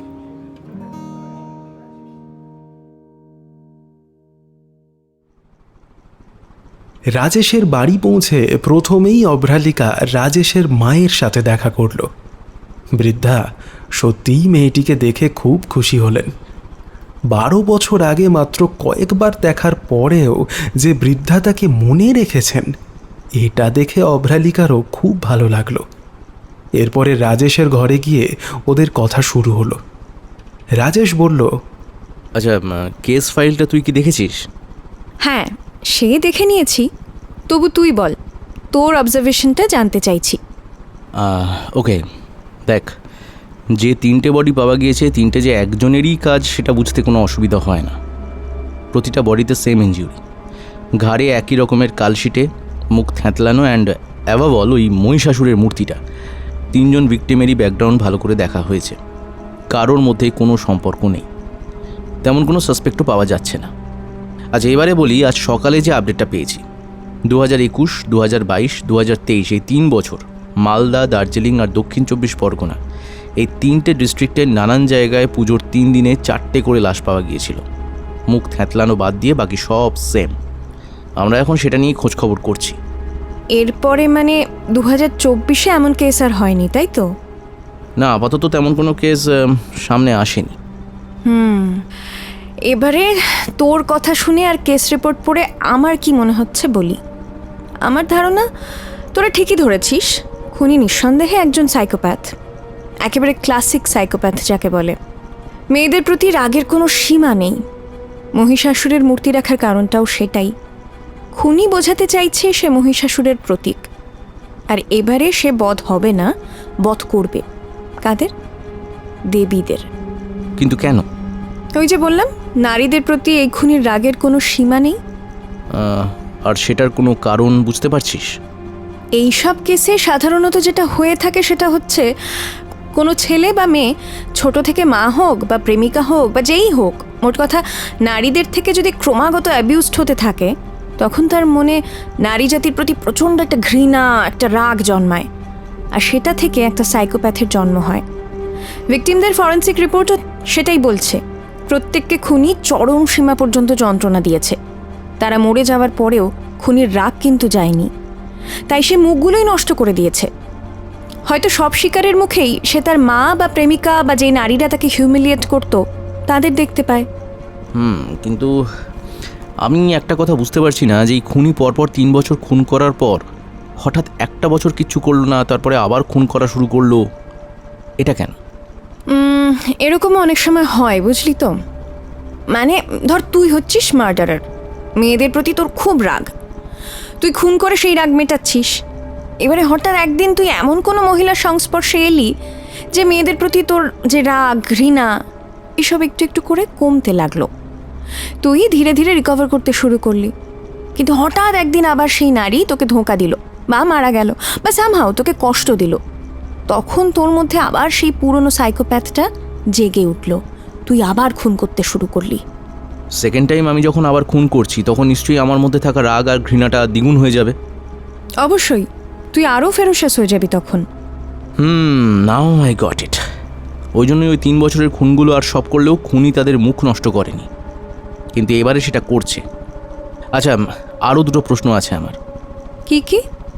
1, খুনি শুধু দুর্গাপুজোর সময় খুন কেন করছে? আর 2, আগের 3 বছর সে ষষ্ঠী, সপ্তমী, অষ্টমী এই 3 দিন খুন করেছে, এবারে একেবারে মহালয়া থেকে শুরু করলো কেন? এই দুটো প্রশ্নের উত্তর ধারণা করা খুব কঠিন। খুনির মাথায় কি চলছে সেটার একটা অনুমান করা গেলেও মনে কি চলছে সেটার অনুমান করা কিন্তু খুব কঠিন। যতই হোক, মানুষের মন তো। তবু একটা অনুমান আমি বলছি, এমন হতে পারে দুর্গাপুজো এলেই খুনির মধ্যে থাকা রাগ, ঘৃণা এগুলো বেড়ে যায়। মানে আমি বলতে চাইছি, দুর্গাপুজোকে কেন্দ্র করে হয়তো তার খুব বাজে কোনো স্মৃতি আছে, বা এই দেবী পক্ষতেই সে নিজের, কি বলবো আমি, আরাধ্য, হ্যাঁ আরাধ্যটাই ঠিক শব্দ, মহিষাসুরকে প্রতিষ্ঠা করার জন্য উদ্গ্রীব হয়ে ওঠে। সকলে মহিষাসুরকে বধ করতে চাইছে, এটা সে মেনে নিতে পারে না। আরও অন্য কোনো কারণ থাকতেই পারে। আর তো সেকেন্ড প্রশ্নের উত্তরটা না আমি দিতে পারছি না, ওটা তোকে একমাত্র খুনিই জানাতে পারবে। তাহলে এখন আমরা কি করব? আই মিন টু সে, যে এই পাগল খুনিকে ধরবো কেমন করে? কলকাতার মতো শহরে এত লোকের মধ্যে একেবারে ক্লুলেসভাবে তাকে খোঁজা তো খড়ের গাদায় ছুঁচ খোঁজার মতো হবে। অভ্রালিকা এবার রাজেশের দিকে চেয়ে অল্প হেসে বলল, বাবা, একেবারে পাকা অফিসার হয়ে গেছিস তো। সেই পাগলাটে মস্তান ছেলেটাকে যে কোনোদিন এত সিরিয়াস দেখবো ভাবতেই পারিনি। রাজেশও এবারে হেসে ফেলল, বলল, কি করি বলতো, যা চলছে মাথা কাজ করছে না। ওকে চল, এখন হোটেলে ফিরি, একটু ফ্রেশ হতে হবে, খিদেও পাচ্ছে খুব। লাঞ্চ সেরে আমি সোজা অফিসে চলে যাব, ওখানে এই কেসের বাকিটা নিয়ে আলোচনা হচ্ছে। এই অভ্রা, শোন না, না মানে বলছিলাম যে আজ লাঞ্চটা আমার বাড়িতে করলে হতো না? মাও খুব খুশি হতো তাহলে। শুধু মা খুশি হবে?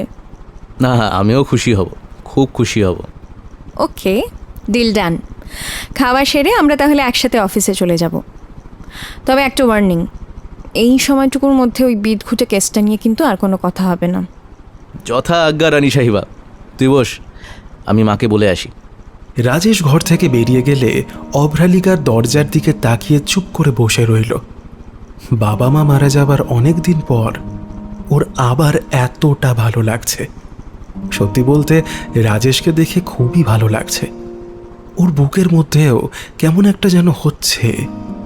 স্কুলে যেদিন রাজেশ ওকে প্রপোজ করেছিল সেই দিনটার কথা বারবার মনে পড়ছে ওর। তখনও ওর বুকের মধ্যে ঠিক এমনটাই হয়েছিল।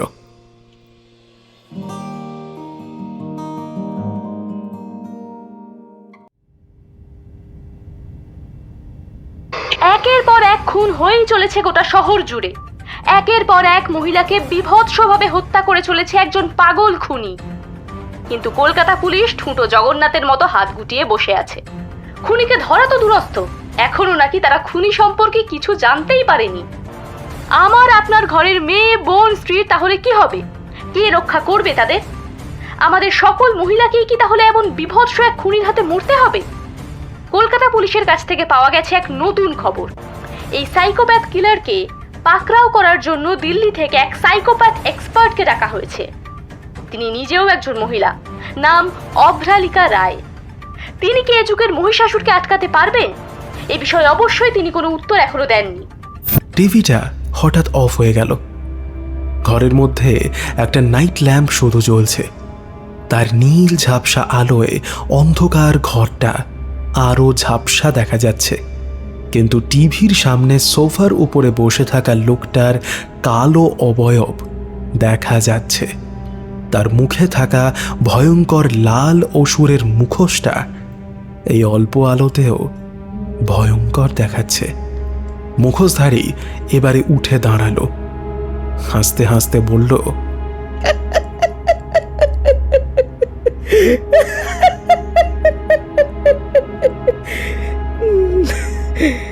দেবী থাকবে কতক্ষণ? দেবী যাবে বিসর্জন। দেবী থাকবে কতক্ষণ? দেবী যাবে বিসর্জন। দেবী থাকবে কতক্ষণ?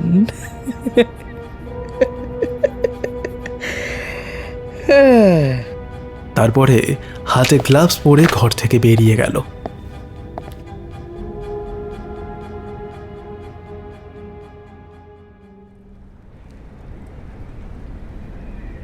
ময়দানে রোজ সকালে অনেকেই ছুটতে মর্নিং ওয়াক করতে আসে। অনেকে ফুটবল, ক্রিকেট খেলে। আনোয়ারও রোজ সকালে খেলতে আসে। এককালে ফুটবলার হওয়ার স্বপ্ন দেখত। তখন অবশ্য ওর বয়স কম ছিল, কলেজে পড়ত। কিন্তু এখন 28 বছর বয়সে এসে সে এ স্বপ্ন দেখার মতো সাহসও আর দেখাতে পারে না। আব্বু মারা যাবার পরে তো নিজের জন্য স্বপ্ন দেখতেই ভয় পায়। বাস্তব পরিস্থিতি ওকে অনেক কিছু শিখিয়েছে নিম্ন মধ্যবিত্ত পরিবারের বড় ছেলের স্বপ্ন দেখার কোনো অধিকার নেই, সেটাও মেনেও নিয়েছে। কিন্তু হাজার চেষ্টা করেও রোজ সকালে খেলতে আসার অভ্যেসটা ছাড়তে পারেনি। রোজ সকাল 5:30 বাজলেই ওর মন ময়দানে ছুটতে যেতে চায়। তারপরে ঘন্টা দুয়েক খেলে বাড়ি ফিরে এসে তৈরি হয়ে বেরিয়ে যায় কাজে। যাই হোক, আনোয়ারের মতো সেন্টার ফরওয়ার্ড পাওয়া সত্যিই কঠিন। ওর পায়ের শটের সামনে দাঁড়াতে সে সময়ও আচ্ছা গোলকিপার ভয় পেত, এখনও পায়। আনোয়ার এবারে একটা জোরালো শট মারল। গোলকিপার 2 হাত বাড়িয়ে একটা লম্বা লাফ দিল, কিন্তু বল তার আঙুল ছুঁয়ে বেরিয়ে গেল। মাঠের অন্যরা গোল বলে সমস্বরে চিৎকার করে উঠল। গোলকিপার বাংলার 5-এর মতো মুখ করে বলল, আরে क्या यार हर वक्त गोल कर देते हो। গড়াতে গড়াতে বড় গাছগুলোর পেছনে চলে গিয়েছে বল। আনোয়ার সেটা দেখেছে। ও ছুটে গেল সেই দিকে। কিছুটা যেতেই একটা ঝোপের পাশে বলটা দেখতে পেল। বলের কাছে গেল, নিচু হলো বলটা তোলার জন্য। আর নিচু হতেই ঝোপের মধ্যে থেকে বেরিয়ে থাকা পাটা দেখতে পেল। পাটা রক্ত মাখা। মুহূর্তের মধ্যে আনোয়ারের বুক কেঁপে উঠল। সেই সাথে ওর কৌতূহল চরমে পৌঁছল। ঝোপের মধ্যে উকি দিয়ে দেখল, আর সাথে সাথেই চিৎকার করে উঠল। ঝোপের মধ্যে চিত হয়ে পড়ে আছে একটা মেয়ের মৃতদেহ। লাশের দেহে অজস্র ক্ষত, আর তার মুখ পাথর দিয়ে থ্যাতলানো। আনোয়ার আর সহ্য করতে পারল না। খুন খুন খুন বলে চিৎকার করতে করতে ছুটল মাঠের বাকিদের দিকে। রক্ত লাগা বলটা ওখানেই পড়ে রইল।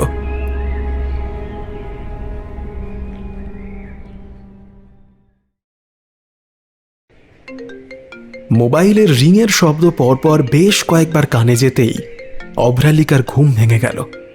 এত বছর পরে কলকাতায় ওর মন এতটাই শান্ত হয়ে গেছে যে গভীর ঘুমে তলিয়ে যেতে ওর কোনো সমস্যাই হয়নি। সেই জন্যই ঘুম ভাঙতে একটু সময় লাগলো। ঘুম চোখে মোবাইল স্ক্রিনের দিকে তাকালো। রাজেশের কল। তড়িঘড়িও কলটা রিসিভ করলো। হ্যালো, হ্যাঁ রাজ, বল। কিরে, এখনো ঘুম ভাঙেনি মনে হচ্ছে? না, অনেক দিন পরে এখানে এসে আলসেমি একটু বেশি চেপে ধরেছিল। তো ব্যাপার কি এত সকালে? শোন, আরও একটা বডি পাওয়া গেছে, তা তুই কি এখানে একবার আসতে চাস? হ্যাঁ হ্যাঁ, আমি যেতে চাই। তুই কি এখনো ওখানে আছিস? হ্যাঁ। ওকে, আমাকে তুই তাড়াতাড়ি ঠিকানাটা বল, আমি এক্ষুনি যাচ্ছি, বুঝলি? এত তাড়াহুড়ো করতে হবে না, শান্তিতে তৈরি হয়ে আয়। আমি তোর ড্রাইভারকে সব বলে দিচ্ছি। ওকে, বডিটা আমি একবার দেখতে চাই। আমি যাওয়া পর্যন্ত ওটা যেন একই রকম থাকে। বিছানা থেকে এক লাফ দিয়ে নেমে পড়ল অভ্রালিকা। তারপরে সোজা চলে গেল বাথরুমের দিকে। অল্পক্ষণের মধ্যেই বাথরুম থেকে বেরিয়ে তৈরি হয়ে নিচে নেমে গেল। ড্রাইভার রেডি ছিল। ওকে যেতে দেখেই গাড়ির পাল্লা খুলে দিল। অভ্রালিকাও কোনো কথা না বলে গাড়িতে উঠে পড়ল। কালো গাড়িটা হোটেল থেকে বেরিয়ে ছুটল সোজা ময়দানের দিকে। ময়দানে ঢুকতেই পুলিশের গাড়ি, মিডিয়ার গাড়ি আর অ্যাম্বুলেন্স দেখতে পেল অভ্রালিকা। রাজেশকেও দেখতে পেল। সে অল্প দূরে কয়েকজনের সাথে কথা বলছিল। অভ্রালিকার গাড়ি দেখে এগিয়ে এলো। গাড়ি থেকে নেমে অভ্রালিকা দারুণ গম্ভীর স্বরে বলল, ডেড বডি কোথায় অফিসার বাসু? মেয়েটার ব্যক্তিত্বের এমন আচমকা পরিবর্তন দেখে একটু চমকেই গেল রাজেশ। পলকের জন্য বসাকদার কথা মনে পড়ে গেল ওর, কিন্তু পরক্ষণেই নিজেকে সামলে নিয়ে দারুণ পেশাগত কায়দায় বলল, ইয়েস ম্যাম, আসুন আমার সাথে। অভ্রালিকা রাজেশের পেছন পেছন গম্ভীর মুখে এগিয়ে চলল। যদিও রাজেশের হতভম্ব ভাবটা ওর চোখ এড়ায়নি। মনে মনে কয়েকবার অল্প ফাজিল হাসিও হাসল সে। বডি দেখে কিন্তু অভ্রালিকার সকল হাসি স্রেফ উবে গেল।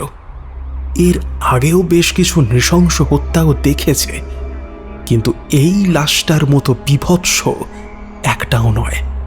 কয়েক সেকেন্ড সময় নিয়ে নিজেকে সামলে নিল অভ্রালিকা। তারপরে খুব ভালো করে ঘুরে ঘুরে লাশটা পরীক্ষা করল। তারপরে আশপাশটা দেখতে শুরু করলো। কিছুক্ষণ দেখার পরে একটা ঝোপের ওপরে এক টুকরো কাগজের উপরে ওর চোখ আটকে গেল। কাগজের টুকরোটা এমনিতে সাধারণ, কিন্তু সেটায় রক্ত লেগে আছে। অভ্রালিকা দুহাতে গ্লাভস পরে কাগজটা তুলল। সাবধানী হাতে কাগজের ভাঁজ খুলল সে। কাগজের টুকরোটা সন্দেহজনক সেটা ওর মনে হচ্ছিল, কিন্তু এটা যে এতটা কাজের হবে সেটাও ভাবেনি। কাগজে রক্ত দিয়ে লেখা আছে, দেবী থাকবে কতক্ষণ, দেবী যাবে বিসর্জন। কাগজের টুকরোটা হাতে নিয়ে অভ্রালিকাকে চুপচাপ দাঁড়িয়ে থাকতে দেখে রাজেশ ওর পেছনে গিয়ে দাঁড়ালো। কাগজের ওপরে রক্ত দিয়ে লেখাটা পড়ে ও হাঁ হয়ে গেল। আরও অবাক হলো অভ্রালিকার ঠোঁটের কোণে অল্প বাঁকা হাসি দেখে।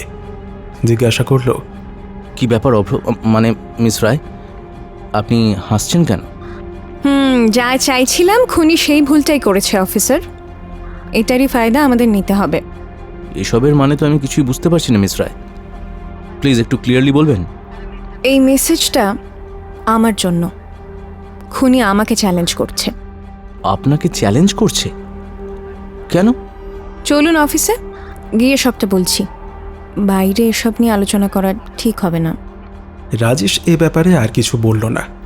আচ্ছা, আপনি অফিসে গিয়ে একটু অপেক্ষা করুন, বডি ফরেন্সিকে পাঠিয়ে আমি আসছি। অভ্রালিকা ওর গাড়িতে উঠে বসল। গাড়ি ময়দান থেকে বেরিয়ে ছুটল লালবাজার পুলিশ হেডকোয়ার্টারের উদ্দেশ্যে। লাশটা কিন্তু অভ্রালিকার চোখের সামনে থেকে একবারের জন্য নড়ল না।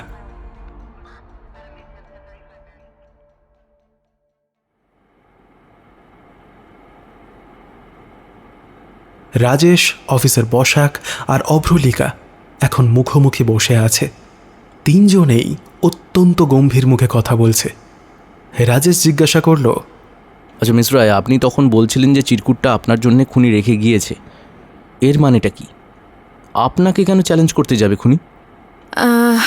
এর মানে একটাই অফিসার, খুনি আমাকে সরাসরি চ্যালেঞ্জ করছে।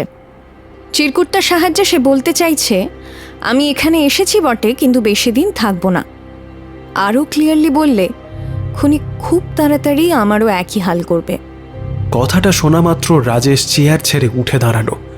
সেকেন্ডের মধ্যে ওর বুকের ভেতরটা যেন হাজারটা ঘোড়া ছুটিয়ে দিয়ে চলে গেল। ওর মুখ থেকে শুধু বেরিয়ে এলো, কী সব বলছেন আপনি? রিল্যাক্স অফিসার বাসু, প্লিজ বসুন। দেখুন, এমন ক্লাসিক সাইকোপ্যাথদের পক্ষে এটা করা সবচেয়ে স্বাভাবিক।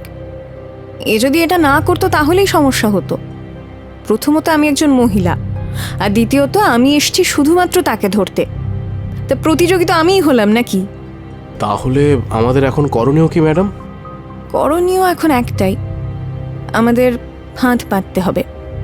দেখুন, সত্যি বলতে খুনিকে ধরার মতো কোনো সূত্র কিন্তু সে আমাদের দেয়নি।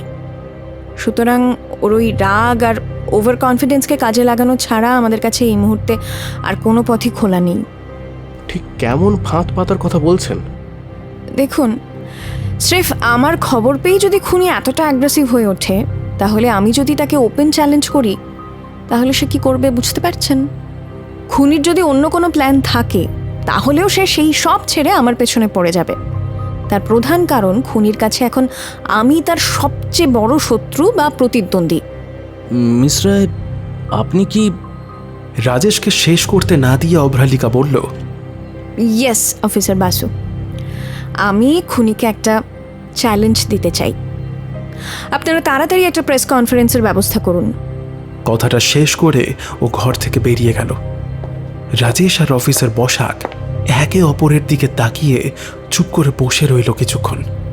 তারপরে অফিসার বসাক জিজ্ঞাসা করল, স্যার কি করব? কি আর করবেন, মিস বসু যা বলছেন তাই করুন। কিন্তু ব্যাপারটা একটু বেশি রিস্কি হয়ে যাচ্ছে না স্যার? কিছু করার নেই বসাকদা, এই মহিলা নিজের মনের কথা ছাড়া আর কারোর কথা শোনেন না। Okay sir.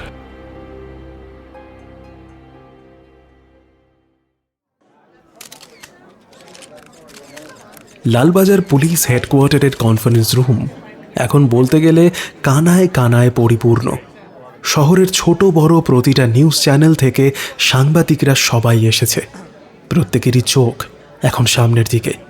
অনেকগুলো ক্যামেরার চোখও সামনের স্টেজের উপরে বসে থাকা অভ্রালিকা, রাজেশ, সৌমেন্দুবাবু আর অফিসার বসাকের দিকে স্থির। সুনন্দা সেনও আজ এই কনফারেন্সে উপস্থিত আছেন। উনি এবার উঠে দাঁড়িয়ে জিজ্ঞাসা করলেন, পরপর 4 দিনে 4টে খুন হয়ে গেল, কিন্তু এখনো পুলিশ খুনি সম্পর্কে কোনো তথ্য দিতে পারছে না কেন? ঠিক কি আর কতটুকু বলতে হবে সেটা অভ্রালিকা বাকিদের বুঝিয়ে দিয়েছে। উত্তরটা দিল রাজেশ। বলল, আমরা মানছি এই খুনি অত্যন্ত চালাক, কিন্তু সে মোটেও পারফেক্ট নয়। খুনি হয়তো ভাবছে তাকে ধরা অসম্ভব, কিন্তু সে ভুল। সূত্র সেও ছেড়ে গেছে, আর সেই সূত্র এখন আমাদের হাতে। খুনির পক্ষে আর লুকিয়ে থাকা সম্ভব নয়। আমরা জানি সে কে। এই উত্তর শুনে ঘরের মধ্যে গুঞ্জন শুরু হলো।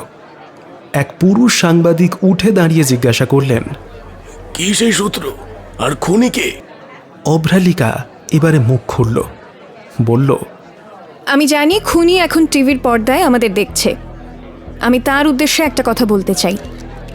যদি সে এতটাই পারফেক্ট হয়ে থাকে, তাহলে তাকে আমি চ্যালেঞ্জ করলাম আমার সামনে এসে দেখাক। নিরস্ত্র অসহায় মেয়েদের খুন করে সে প্রমাণ করতে চাইছে নারী জাতি অত্যন্ত দুর্বল।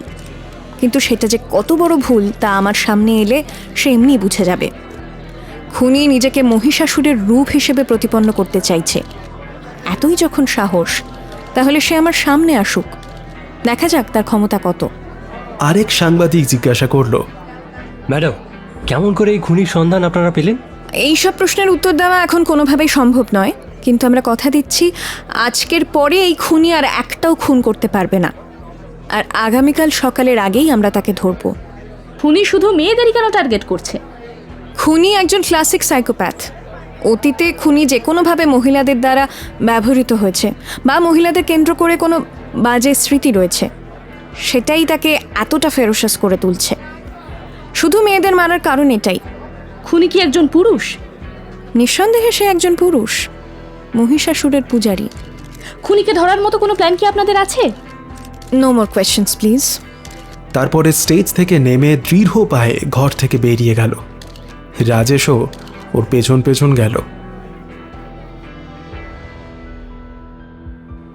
রাজেশের কেবিনে গিয়ে অভ্রালিকার মুখে হাসি ফুটল।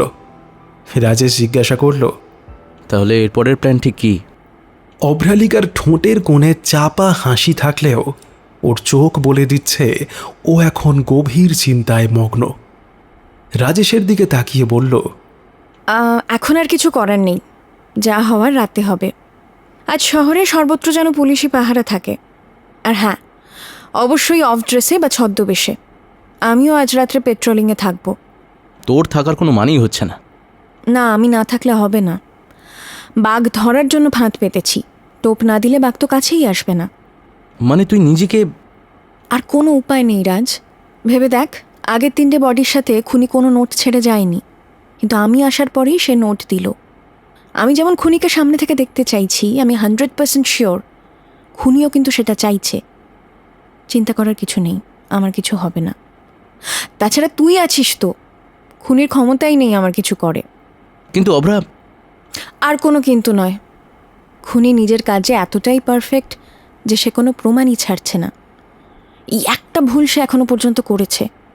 রাজ, এই সুযোগটা আমাদের কাজে লাগাতেই হবে।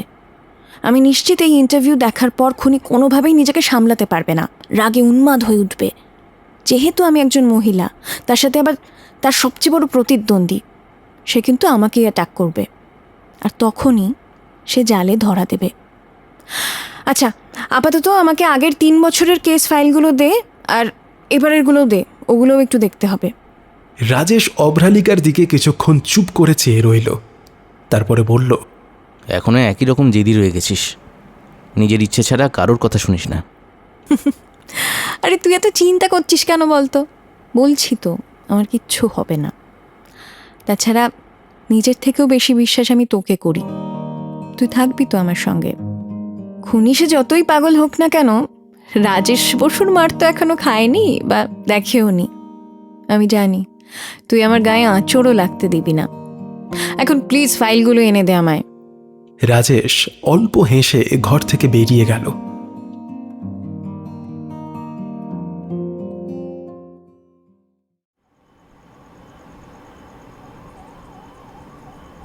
রাত এখন গভীর। ঘড়ির কাঁটা জানান দিচ্ছে এখন ঠিক রাত 12টা। কলকাতা শহরের রাস্তায় গাড়ি এখনো ছুটছে, তবে অনেক কম। শহরের বেশিরভাগ বিল্ডিংয়ে এখন গভীর ঘুমের প্রলেপ পড়েছে। গোটা শহরই বলতে গেলে প্রায় শান্ত, নীরব। অভ্রালিকা আর রাজেশের চোখে কিন্তু ঘুমের বিন্দুমাত্র লেশ নেই। ওরা দুজনে একটা গাড়িতে শহরের নানান রাস্তায় ঘুরে বেড়াচ্ছে। অভ্রালিকার কথা মতো গোটা শহরেই ছদ্মবেশে পুলিশ পোস্টিং হয়ে গেছে। সকলেই অ্যাক্টিভ রয়েছে। ওয়াকি টকির মাধ্যমে প্রত্যেকের কাছ থেকে রাজেশ ক্রমাগত আপডেট নিচ্ছে। অভ্রালিকা একদম চুপ। এতটা গুরুগম্ভীর অবস্থায় ওকে কখনো দেখেনি রাজেশ। কি যে ভাবছে সেটা ওই জানে। জিজ্ঞাসা করার সাহসও রাজেশ পাচ্ছে না। এবারে হঠাৎ অভ্রালিকা বলল, চল একবার কলেজ স্ট্রিটের দিক থেকে ঘুরে আসা যাক। হঠাৎ কলেজ স্ট্রিট? এমন গভীর রাতে জায়গাটা কেমন থাকে কোনোদিন দেখিনি, তাই দেখতে চাইছি। পেট্রোলিংও হয়ে যাবে, আমার ইচ্ছেটাও পূরণ হয়ে যাবে। যথা আজ্ঞা মহাশয়া, চলুন। কফি হাউসের সামনে গাড়ি দাঁড় করালো রাজেশ। গাড়ি থেকে নামতেই ঠিক কফি হাউসের সামনের ফুটপাতের ওপরে ভিখারির বেশে শুয়ে থাকা অফিসার বসাককে দেখতে পেল ওরা। তিনিও ওদের দিকে তাকিয়ে শুধু চোখের ইশারায় জানিয়ে দিলেন সব ঠিকঠাক আছে। অভ্রালিকা রাজেশকে বলল, চল আশপাশটা একটু ঘুরে দেখা যাক। আচ্ছা, সেকেন্ড বডিটা কোথায় পাওয়া গিয়েছিল আমাকে একটু দেখাস তো। যথা আজ্ঞা মহাশয়া, চলুন। ওরা দুজনে এগিয়ে গেল লোকেশনের দিকে। গলিটা এমনিতেই দিনের আলোতে ফাঁকা থাকে। এখন রাতের অন্ধকারে একেবারে নির্জন। নিজের পক্ষে একটা কুকুরও আশেপাশে নেই। ভাঙা বাড়িটার ভেতরে ঢুকে টর্চের আলো ফেলে রাজেশ বলল, ওই জায়গাটায় বডিটা ছিল। কিছুক্ষণ দাঁড়িয়ে জায়গাটা দেখে নিয়ে অভ্রালিকা বলল, ঠিক আছে, এবার অন্যান্য দিকগুলো একটু দেখে নি। ভাঙা বাড়িটা থেকে বেরিয়ে হাঁটতে হাঁটতে রাজেশ বলল, এমন কোনো জায়গায় গার্ড ছাড়া কি ঘোরা ঠিক হচ্ছে? ভয় পাচ্ছিস নাকি? আরে ভয় পাবো কেন, কিন্তু খুনির কোনো দল আছে কিনা সেটা তো জানা নেই। যদি থাকে? কি আর হবে, চারদিকেই তো পুলিশ আছে, বিশেষ কিছু করতে পারবে না। আর তুইও তো আছিস। এমনই নানান গল্প করতে করতে ওরা এগোচ্ছিল। ঠেলা গাড়িটা দেখে অভ্রালিকা দাঁড়িয়ে পড়ল। আইসক্রিমের গাড়ি, খোলা আছে, কিন্তু কোনো লোক নেই। ব্যাপারটা একটু অদ্ভুত লাগলো অভ্রালিকার। পরক্ষণেই ওর ঠোঁটের কোণে অল্প হাসি ফুটল। রাজেশ নিজের মতো কথা বলতে বলতেই এগোচ্ছিল। হঠাৎ পাশে অভ্রালিকাকে না দেখতে পেয়ে পেছনে ফিরে দেখল। তারপরে ওর কাছে গিয়ে জিজ্ঞাসা করলো, কি হলো, দাঁড়িয়ে পড়লি কেন? অভ্রালিকা হাসি মুখে আবদারি সুরে বলল, এই রাজ, একটা আইসক্রিম খাওয়া না রে। রাজেশ হেসে ফেলল। এই মেয়েটা একজন সাইকোপ্যাথ এক্সপার্ট হয় কেমন করে? বলল, সেই একই রয়ে গেলি। হ্যাঁ, আইসক্রিম দেখলে হয়। ঠিক আছে, এখানে দাঁড়া, আমি নিয়ে আসছি। চকলেট তো?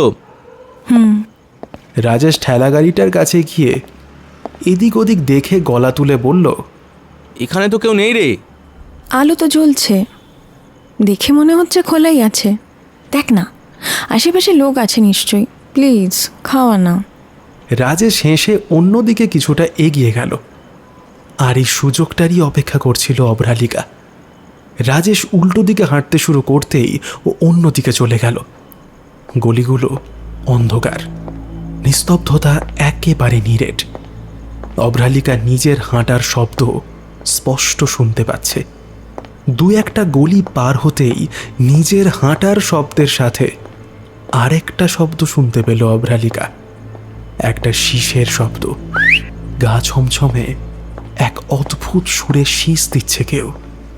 নিরেট নিস্তব্ধতার মধ্যে সেই সুর তীরের মতো কানে গিঁথে যাচ্ছে ওর।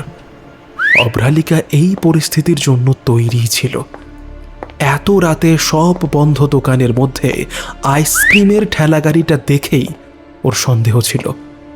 খুনি নিজেকে যতই বুদ্ধিমান মনে করুক না কেন, আসলে সে অতটাও চালাক নয়। নইলে অমন বাচ্চাদের মতো আচরণ করতো না। তার হয়তো প্ল্যান ছিল ওরা দুজনে ঠেলা গাড়িটার কাছে এসে সন্দেহের বশে বা আইসক্রিম খেতে যে কোনো কারণে গেলেই আক্রমণ করবে। কিন্তু অভ্রালিকা সেটা চায়নি। তাই তো ইচ্ছে করেই রাজেশকে এগিয়ে দিয়ে নিজে অন্যদিকে চলে এসেছে। এই খুনি অতি চালাক না হলেও এত সহজে ধরা দেওয়ার লোক নয়। একে মাছের মতো খেলিয়ে খেলিয়ে জালে তুলতে হবে। অভ্রালিকা ওর রিভলভারটা বের করে যেদিক থেকে শীষের শব্দ আসছিল সেদিকে যেতে যেতে দৃঢ় স্বরে বলল, যেই হও বাইরে বেরিয়ে এসো। তোমার পালানোর আর কোনো জায়গা নেই। তুমি ধরা পড়ে গেছো, বাইরে এসো। ঠিক এই সময় একেবারে অপ্রত্যাশিত একটা ঘটনা ঘটল। আচমকাই অভ্রালিকার ঘাড়ে প্রচণ্ড একটা আঘাত অনুভব করল। টুঁ শব্দটুকু করতে পারল না অভ্রালিকা। কাটা কলা গাছের মতো ধপ করে রাস্তার উপরে পড়ে গেল।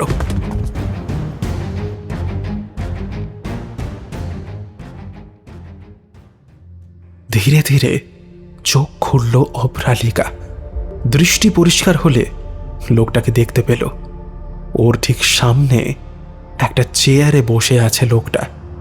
পরনে কালো প্যান্ট, কালো ওভারকোট, পায়ে কালো বুট, আর মুখে একটা ভয়ঙ্কর অসুরের মুখোশ। মুখোশের লাল রং সেটাকে আরও বীভৎস করে দিচ্ছে। নিজের পরিস্থিতিটা বুঝতেও ওর কোনো সমস্যা হলো না। ওর দুটো হাত কাঠের তক্তায় ধাতব তার দিয়ে চেপে বাঁধা, পা দুটো বাঁধা। মুখে একটা রুমাল দিয়ে টেনে বাঁধা। শব্দ করবার কোনো উপায় নেই। অভ্রালিকা ছটফট করল না, নিজেকে শান্ত রাখল।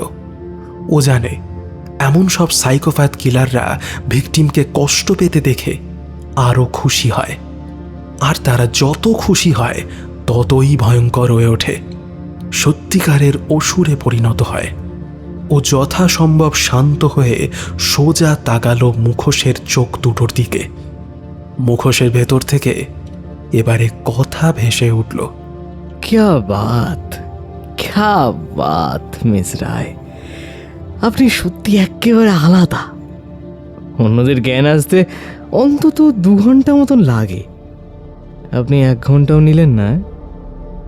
বাহ, ইমপ্রেসড। অভ্রালিকা বুঝতে পারল ও প্রায় 1 ঘন্টা ধরে অজ্ঞান হয়ে আছে, কিন্তু কোনো উত্তেজনা, রাগ বা ভয় প্রকাশ করল না। চুপচাপ চেয়ে রইল মুখোশধারীর দিকে। মুখোশধারী বেশ অবাক হলো। এতদিন ধরেও এই কাজ করে আসছে, আজ পর্যন্ত কোনো শিকারকে এতটা শান্ত সংযত হতে দেখেনি। ও উঠে দাঁড়ালো, বেশ জোরে একটা চড় মারল অভ্রালিকার গালে। মুহূর্তের মধ্যে ওর ফর্সা গাল লাল হয়ে ঠোঁট ফেটে রক্ত বেরিয়ে এলো। তবুও ও শান্ত দৃঢ় চোখে তাকালো মুখোশধারীর চোখের দিকে।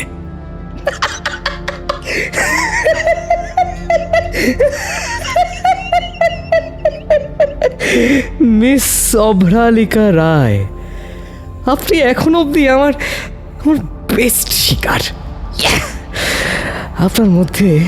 আপনার মধ্যে দেবী শক্তির সকল গুণই বর্তমান। এমনি বলি, মহিষাসুরের খুব ভালো লাগবে। আর আপনার মতো এমন সাহসী বুদ্ধিমান নারীকে তিলে তিলে কষ্ট দিয়ে মারতে আমারও খুব ভালো লাগবে। তাই ঠিক করেছি, এই স্পেশাল মুহূর্তটা আমি বরঞ্চ একটু ক্যামেরা বন্দি করে রাখি। হ্যাঁ, তারপরে আগামীকাল সেই ভিডিও টেপটা চলে যাবে শহরের সব নিউজ চ্যানেলের কাছে। আর আপনার লাশটা এই কোনোটা রাস্তায় পড়ে থাকবে, ভালো না? আর তাহলেই তো সকলে জানবে মহিষাসুরের অসীম ক্ষমতা, দেবী শক্তির ক্ষমতা নেই তাকে ধ্বংস করার। নারীদের শেষ হতেই হবে, নারীদের শেষ হতেই হবে।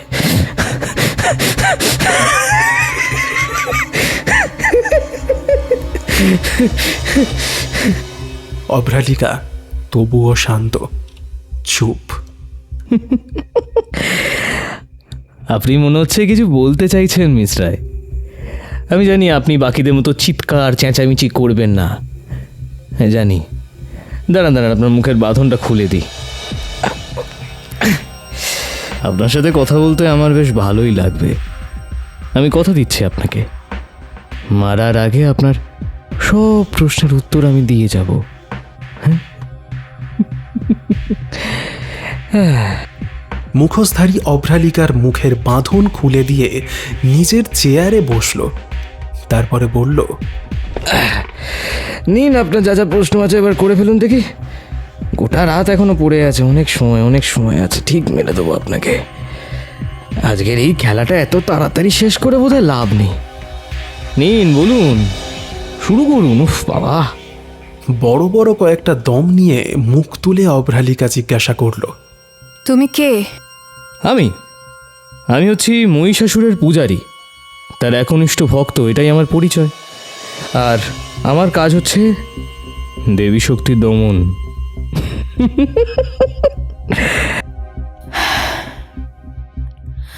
আমি তোমার নাম জানতে চাইছি।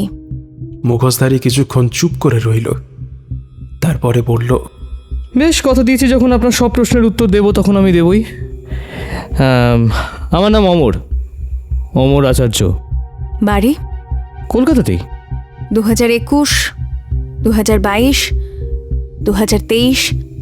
হ্যাঁ, সবগুলোই আমি করেছি। আর আগের বছর? না। কেন? সে অনেক বড় গল্প মিস রায়। সমস্যার তো কিছু নেই, তুমি তো বললে সারা রাত সময় আছে। বেশ, তাহলে শুনুন আমার গল্প। একেবারে শুরু থেকেই বলছি আপনাকে। ছোটবেলায় শুনেছি আমাকে জন্ম দিতে গিয়ে আমার মা নাকি মারা গেছিল। তারপরে আমার বাবাই আমাকে আগলে রাখতেন। আমার বয়স তখন 5।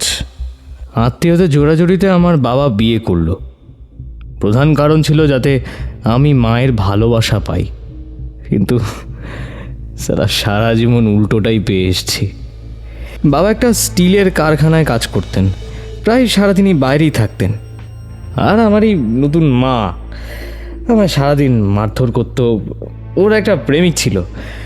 বাবা যখন বাড়িতে থাকতেন না তখন তার সাথে ওই নোংরা কথা যাকে আমার সৎ মা যখন ইচ্ছে হতো নিয়ে আমাকে এসে মারতেন আর ভয় দেখাতেন যদি আমি এসব কথা কাউকে বলে দিই তাহলে নাকি উনি আমাকে মেরে ফেলবেন।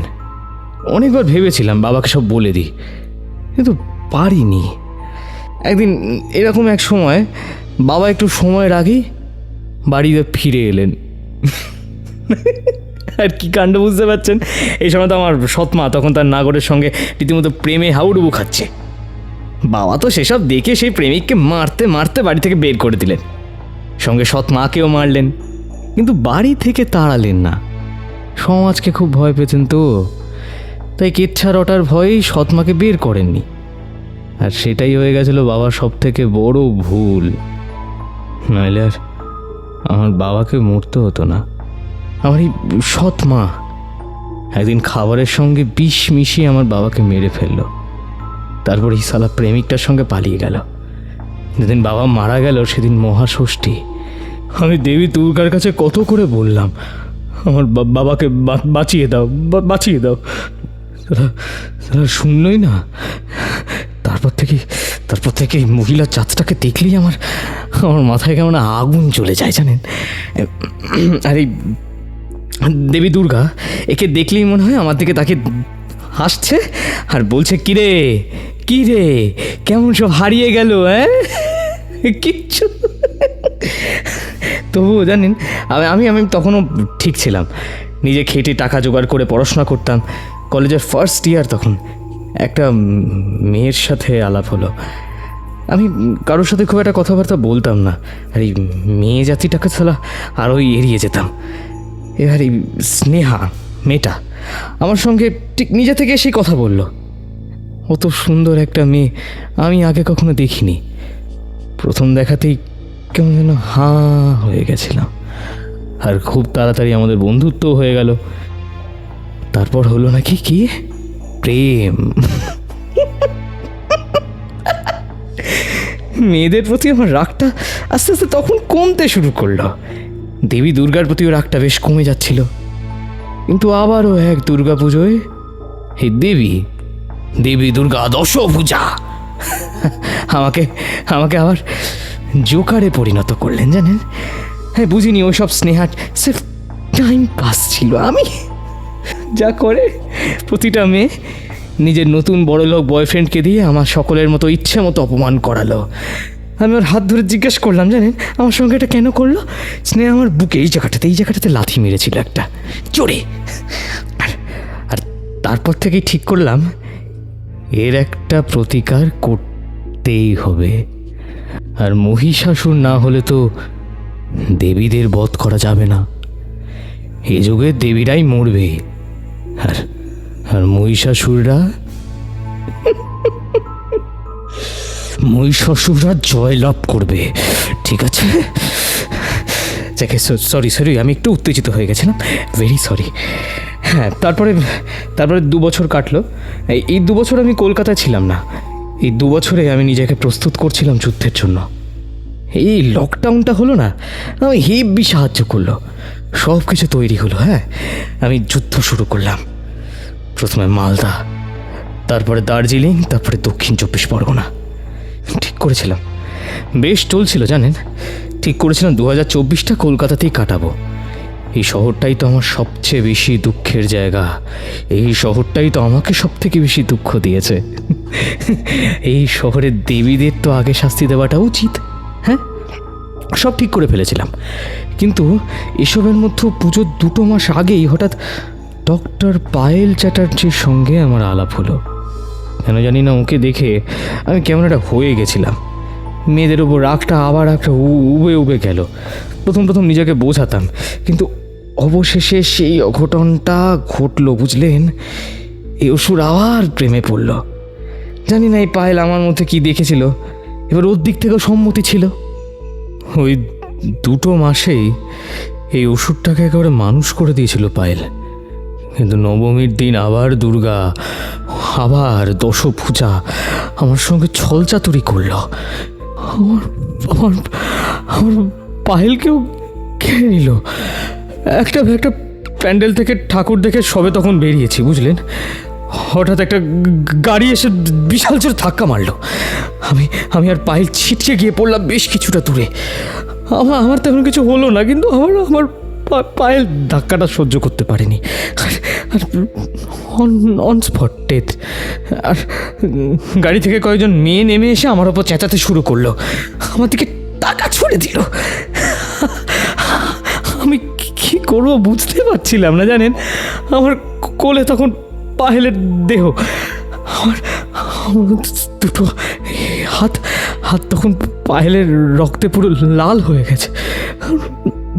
হয়তো ওখানে সারা রাত ওইভাবেই বসে থাকতাম যদি না লোকজনগুলো এসে তুলে দিত। হসপিটালে থাকতেই ঠিক করে নিয়েছিলাম যে আর নয়, এবার শুরু হবে আবার শুরু হবে মৃত্যুযজ্ঞ। এবারে দ্বিগুণ হারে দেবী পক্ষের সূচনা থেকে শুরু হবে এই যুগের অসুর পক্ষের। সব দেবীদের মরতেই হবে। এই জন্য এবছর মহালয়া থেকে খুন করতে শুরু করেছিলে? Smart girl. হ্যাঁ একদম। যে দুর্গাপুজো আমার কাছ থেকে সব কিছু কেড়ে নিয়েছে, সেই পুজোকে আমি ভালো থাকতে দিতে তো পারি না। আর মেয়ে মানেই তো বিশ্বাসঘাতক, খুনে। তাদের বেঁচে থেকে তো লাভ নেই। আর এই যজ্ঞ চলবেই, যতদিন আমি থাকবো ততদিন চলবে। আর এবং আজকে আমার বলি হবেন আপনি, মিস অভ্রালিকা রায়। তোমার মুখটা একবার দেখতে চাই। মুখোশধারী আবার কিছুক্ষণ চুপ করে বসে রইল, তারপরে উঠে দাঁড়িয়ে বলল, বেশ। বলে অমর ধীরে ধীরে মুখোশ খুলল। বাল্বের আলোয় স্পষ্ট দেখা গেল তার মুখ। অভ্রালিকা অবাক হয়ে গেল। এই মুখ সে আজ কনফারেন্স রুমে দেখেছে। সামনের সারিতে যে কজন ক্যামেরাম্যান ছিল, এ তাদেরই একজন। অমর আচার্য আবার অট্টহাসি করে উঠে বলল,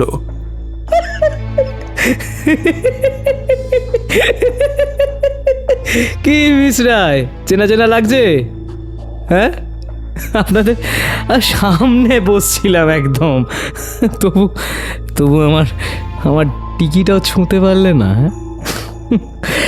এবারে তোমার লাস্টটাই তো কাল সকালে পাওয়া যাবে। যাই হোক, অনেক কথা হয়েছে, আমি ক্লান্ত লাগছে তো। এবার একটু আসল কাজটা শুরু করা যাক। হ্যাঁ, দাঁড়ান, এইটা হচ্ছে গিয়ে রেকর্ডিংটা চালু হলো। আচ্ছা, এই আমার হাতুড়ি, আর এই আপনার পল্লব, আর এই আপনার পা। এবার এই হাতুড়িটা নেমে আসবে কোথায়? আপনার পায়ের আঙুলে। 2 আঙুলের হাড় যে ভেঙে গেল, সেটা স্পষ্ট টের পেল অভ্রালিকা। না চাইতেও ওর চোখ বেয়ে জল নেমে এলো। সেটা দেখেই অমর আনন্দে পাগলের মতো গোটা ঘর ময় নাচতে শুরু করলো। হঠাৎ ছুটে এসে পরপর কয়েকটা চড় মারল অভ্রালিকার মুখে, তারপরে আবার নাচতে শুরু করলো।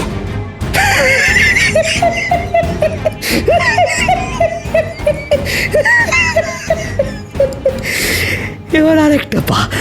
কথাটা বলেই অমর ছুটে গেল অভ্রালিকার দিকে, কিন্তু হাতুড়ি নামানোর আগেই ঘরের দরজা ভেঙে পড়ল। এমন কিছুর আশা অমর করেনি। থমকে গিয়ে মুখ ঘুরিয়ে দেখল সেখানে একজন সুঠাম সুদর্শন ছেলে এসে দাঁড়িয়েছে, রাজেশ বসু। যন্ত্রণার মধ্যেও অভ্রালিকার ঠোঁটের কোণে অল্প হাসি ফুটল। ওর মুখের ভেতর দাঁতের ফাঁকে যে ট্রানজিস্টারটা আছে সেটার লোকেশন ট্র্যাক করে রাজেশ যে এখানে ঠিক এসে পড়বে সে ভরসা ওর ছিল। তবে বেটা একটু দেরি করে ফেলেছে। এবারে শুরু হলো দুই পুরুষের যুদ্ধ। অমর হাতুড়ি বাগিয়ে তেড়ে গেল রাজেশের দিকে। হাতুড়ি চালালো কিন্তু রাজেশ ঠিক সময় সরে গেল। তারপরে মোক্ষম একটা লাথি বসিয়ে দিল অমরের বুকে। সে ছিটকে গিয়ে পড়ল কিছুটা দূরে। ওর হাত থেকে হাতুড়িটা ছিটকে গেল। রাজেশ রিভলভার বের করে সামনের দিকে এগোলো, কিন্তু অমর আচমকা হাত বাড়িয়ে হাতুড়িটা তুলে ছুঁড়ে দিল। লক্ষ্যভেদ হলো। হাতুড়িটা সোজা গিয়ে লাগলো রিভলভারে। রাজেশের হাত থেকে রিভলভারটা ছুটকে গেল। দুই পুরুষের মধ্যে আবার হাতাহাতি শুরু হলো। অভ্রালিকা ইতিমধ্যে নিজের কাজ শুরু করে দিয়েছে। হাত টেনে নিজেকে মুক্ত করার চেষ্টা করছে। ধাতব তার তার হাতে কেঁথে বসে যাচ্ছে বটে, তবে থামলে চলবে না। চেষ্টা সফলও হলো। ডান হাতের বাঁধনটা খুলে গেল, সাথে সাথে অন্য হাত। পার মুখের বাঁধন খুলে সে উঠে দাঁড়ালো। আর ঠিক এমন সময় ঘটল আরেকটা ঘটনা। অমর কখন যে হাতুড়ি তুলে নিয়েছে সেটা রাজেশ খেয়াল করেনি। ও প্রাণপণে অমরের গলা চেপে ধরেছিল। হঠাৎ অমর ওর মাথা লক্ষ্য করে সজোরে হাতুড়ি চালালো। রাজেশের শরীর মুহূর্তের মধ্যে ঝিমিয়ে গেল। মাথা ফাটার যন্ত্রণাটা পর্যন্ত ঠিক করে টের পেল না। শুধু দেখল ধীরে ধীরে অমর উঠে দাঁড়াচ্ছে আর ওর হাতটা ওপর দিকে উঠছে। হাতে থাকা হাতুড়িটার লক্ষ্য ওর মাথা। অমর আবার একটা অট্টহাসি করে হাতুড়ি নামাতে গেল, কিন্তু ও একটা ব্যাপার খেয়াল করেনি। সেটা হচ্ছে অভ্রালিকা নিজেকে মুক্ত করে হাতের রিভলভার তুলে নিয়েছে। অভ্রালিকা এবারে দৃঢ় এবং কঠিন স্বরে বলল, থেমে যাও অমর, নইলে গুলি চালাতে বাধ্য হব। অমর থামল, ধীরে ধীরে ঘুরে দাঁড়ালো। রাজেশের বেশ কয়েকটা খুশি খেয়ে ওর মুখোশ ভেঙে গেছে। ওর দুটো চোখ আর রক্তমাখা মুখে এখন সাপদের নৃশংসতা। কয়েক সেকেন্ড চুপ করে অগ্নি স্নাত দৃষ্টিতে অভ্রালিকার দিকে চেয়ে থেকে ও বলল, কুল কুল কুল মিস রায়, কুল। না না না না না না না না না না না না না না না, দেবীর জয় হবে না। এ যুগে মহিষাসুরই জিতবে, জিতবে জিতবে, দেবীর জয় হবে না। না না না। তারপরে ছুটে গেল অভ্রালিকার দিকে। সেকেন্ডেরও কম ভগ্নাংশে অভ্রালিকা সিদ্ধান্ত নিল, এই অসুরকে বাঁচিয়ে রাখা যাবে না, এর বধ অতি প্রয়োজনীয়। আর কিছু না ভেবে গুলি চালিয়ে দিল সে। ছোট্ট ঘরটা কেঁপে উঠল রিভলভারের গর্জনে। পরক্ষণেই অমরের দেহ পড়ে গেল মাটিতে।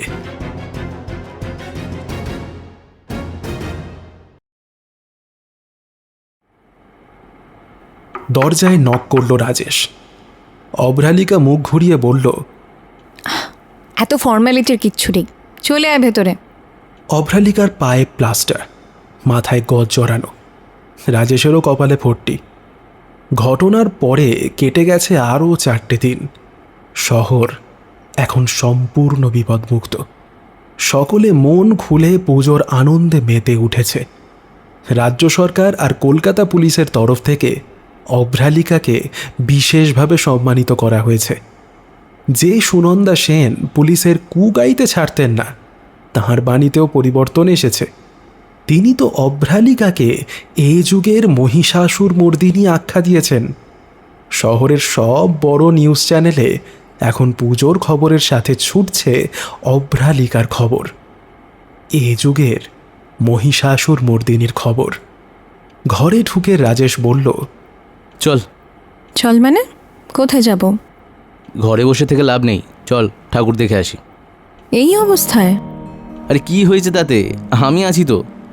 দরকার হলে তোকে কাঁধে করে প্যান্ডেলে ঢুকবো, চল তো। তাছাড়া আমিও তো এমনই একটা দুর্গাপূজায় ভেবেছিলাম তোর সাথে ঘুরবো, কিন্তু সেই দুর্গাপুজোতেই তো তুই গায়েব হয়ে গেলি। অভ্রালিকা চুপচাপ কিছুক্ষণ তাকিয়ে রইল রাজেশের দিকে। তারপরে হেসে বলল, ভাবছি এবার থেকে এখানেই থাকবো, একটা ফ্ল্যাট কিনে নেব, তারপর এখানেই প্র্যাকটিস করব। একটা ডিটেকটিভ এজেন্সিও খুললে বেশ হয়, কি বলিস? তুই সত্যি এখানে থাকবি? আর যেতে ইচ্ছে করছে না। তুই যে দুর্গাপুজোর কথা বললি, সেই পুজোয় আমারও একই প্ল্যান ছিল। বাবার যদি হঠাৎ ট্রান্সফার না হতো, তাহলে হয়তো তোর আর আমার দুজনের ইচ্ছেই পূরণ হতো। তা সে যাই হোক, তখন হয়নি তো কি আছে, এখন তো করা যেতেই পারে। রাজেশ বোকার মতো চুপ করে দাঁড়িয়ে রইল কিছুক্ষণ, তারপরে বলল, তার মানে?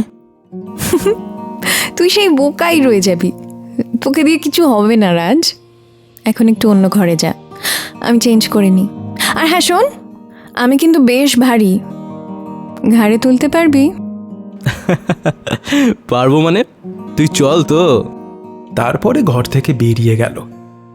অভ্রালিকা ওকে যতই বোকা বলুক, ও কি বলতে চাইছে সেটা রাজেশ ভালোই বুঝেছে।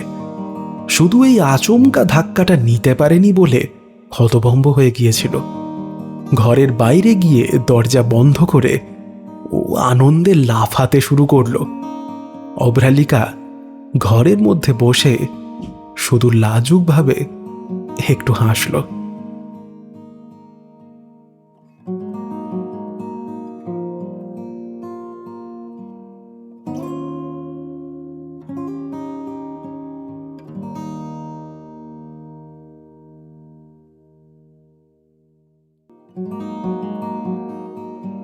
শেষ হলো আজকের গল্প। গল্পটি কেমন লাগলো অবশ্যই জানাবেন কমেন্টে, আর চ্যানেলটিকে সাবস্ক্রাইব করে সঙ্গে থাকুন। ততক্ষণ শুনতে থাকুন রোমাঞ্চ গাথা। বন্ধ করুন চোখ, রোমাঞ্চ শুরু হোক।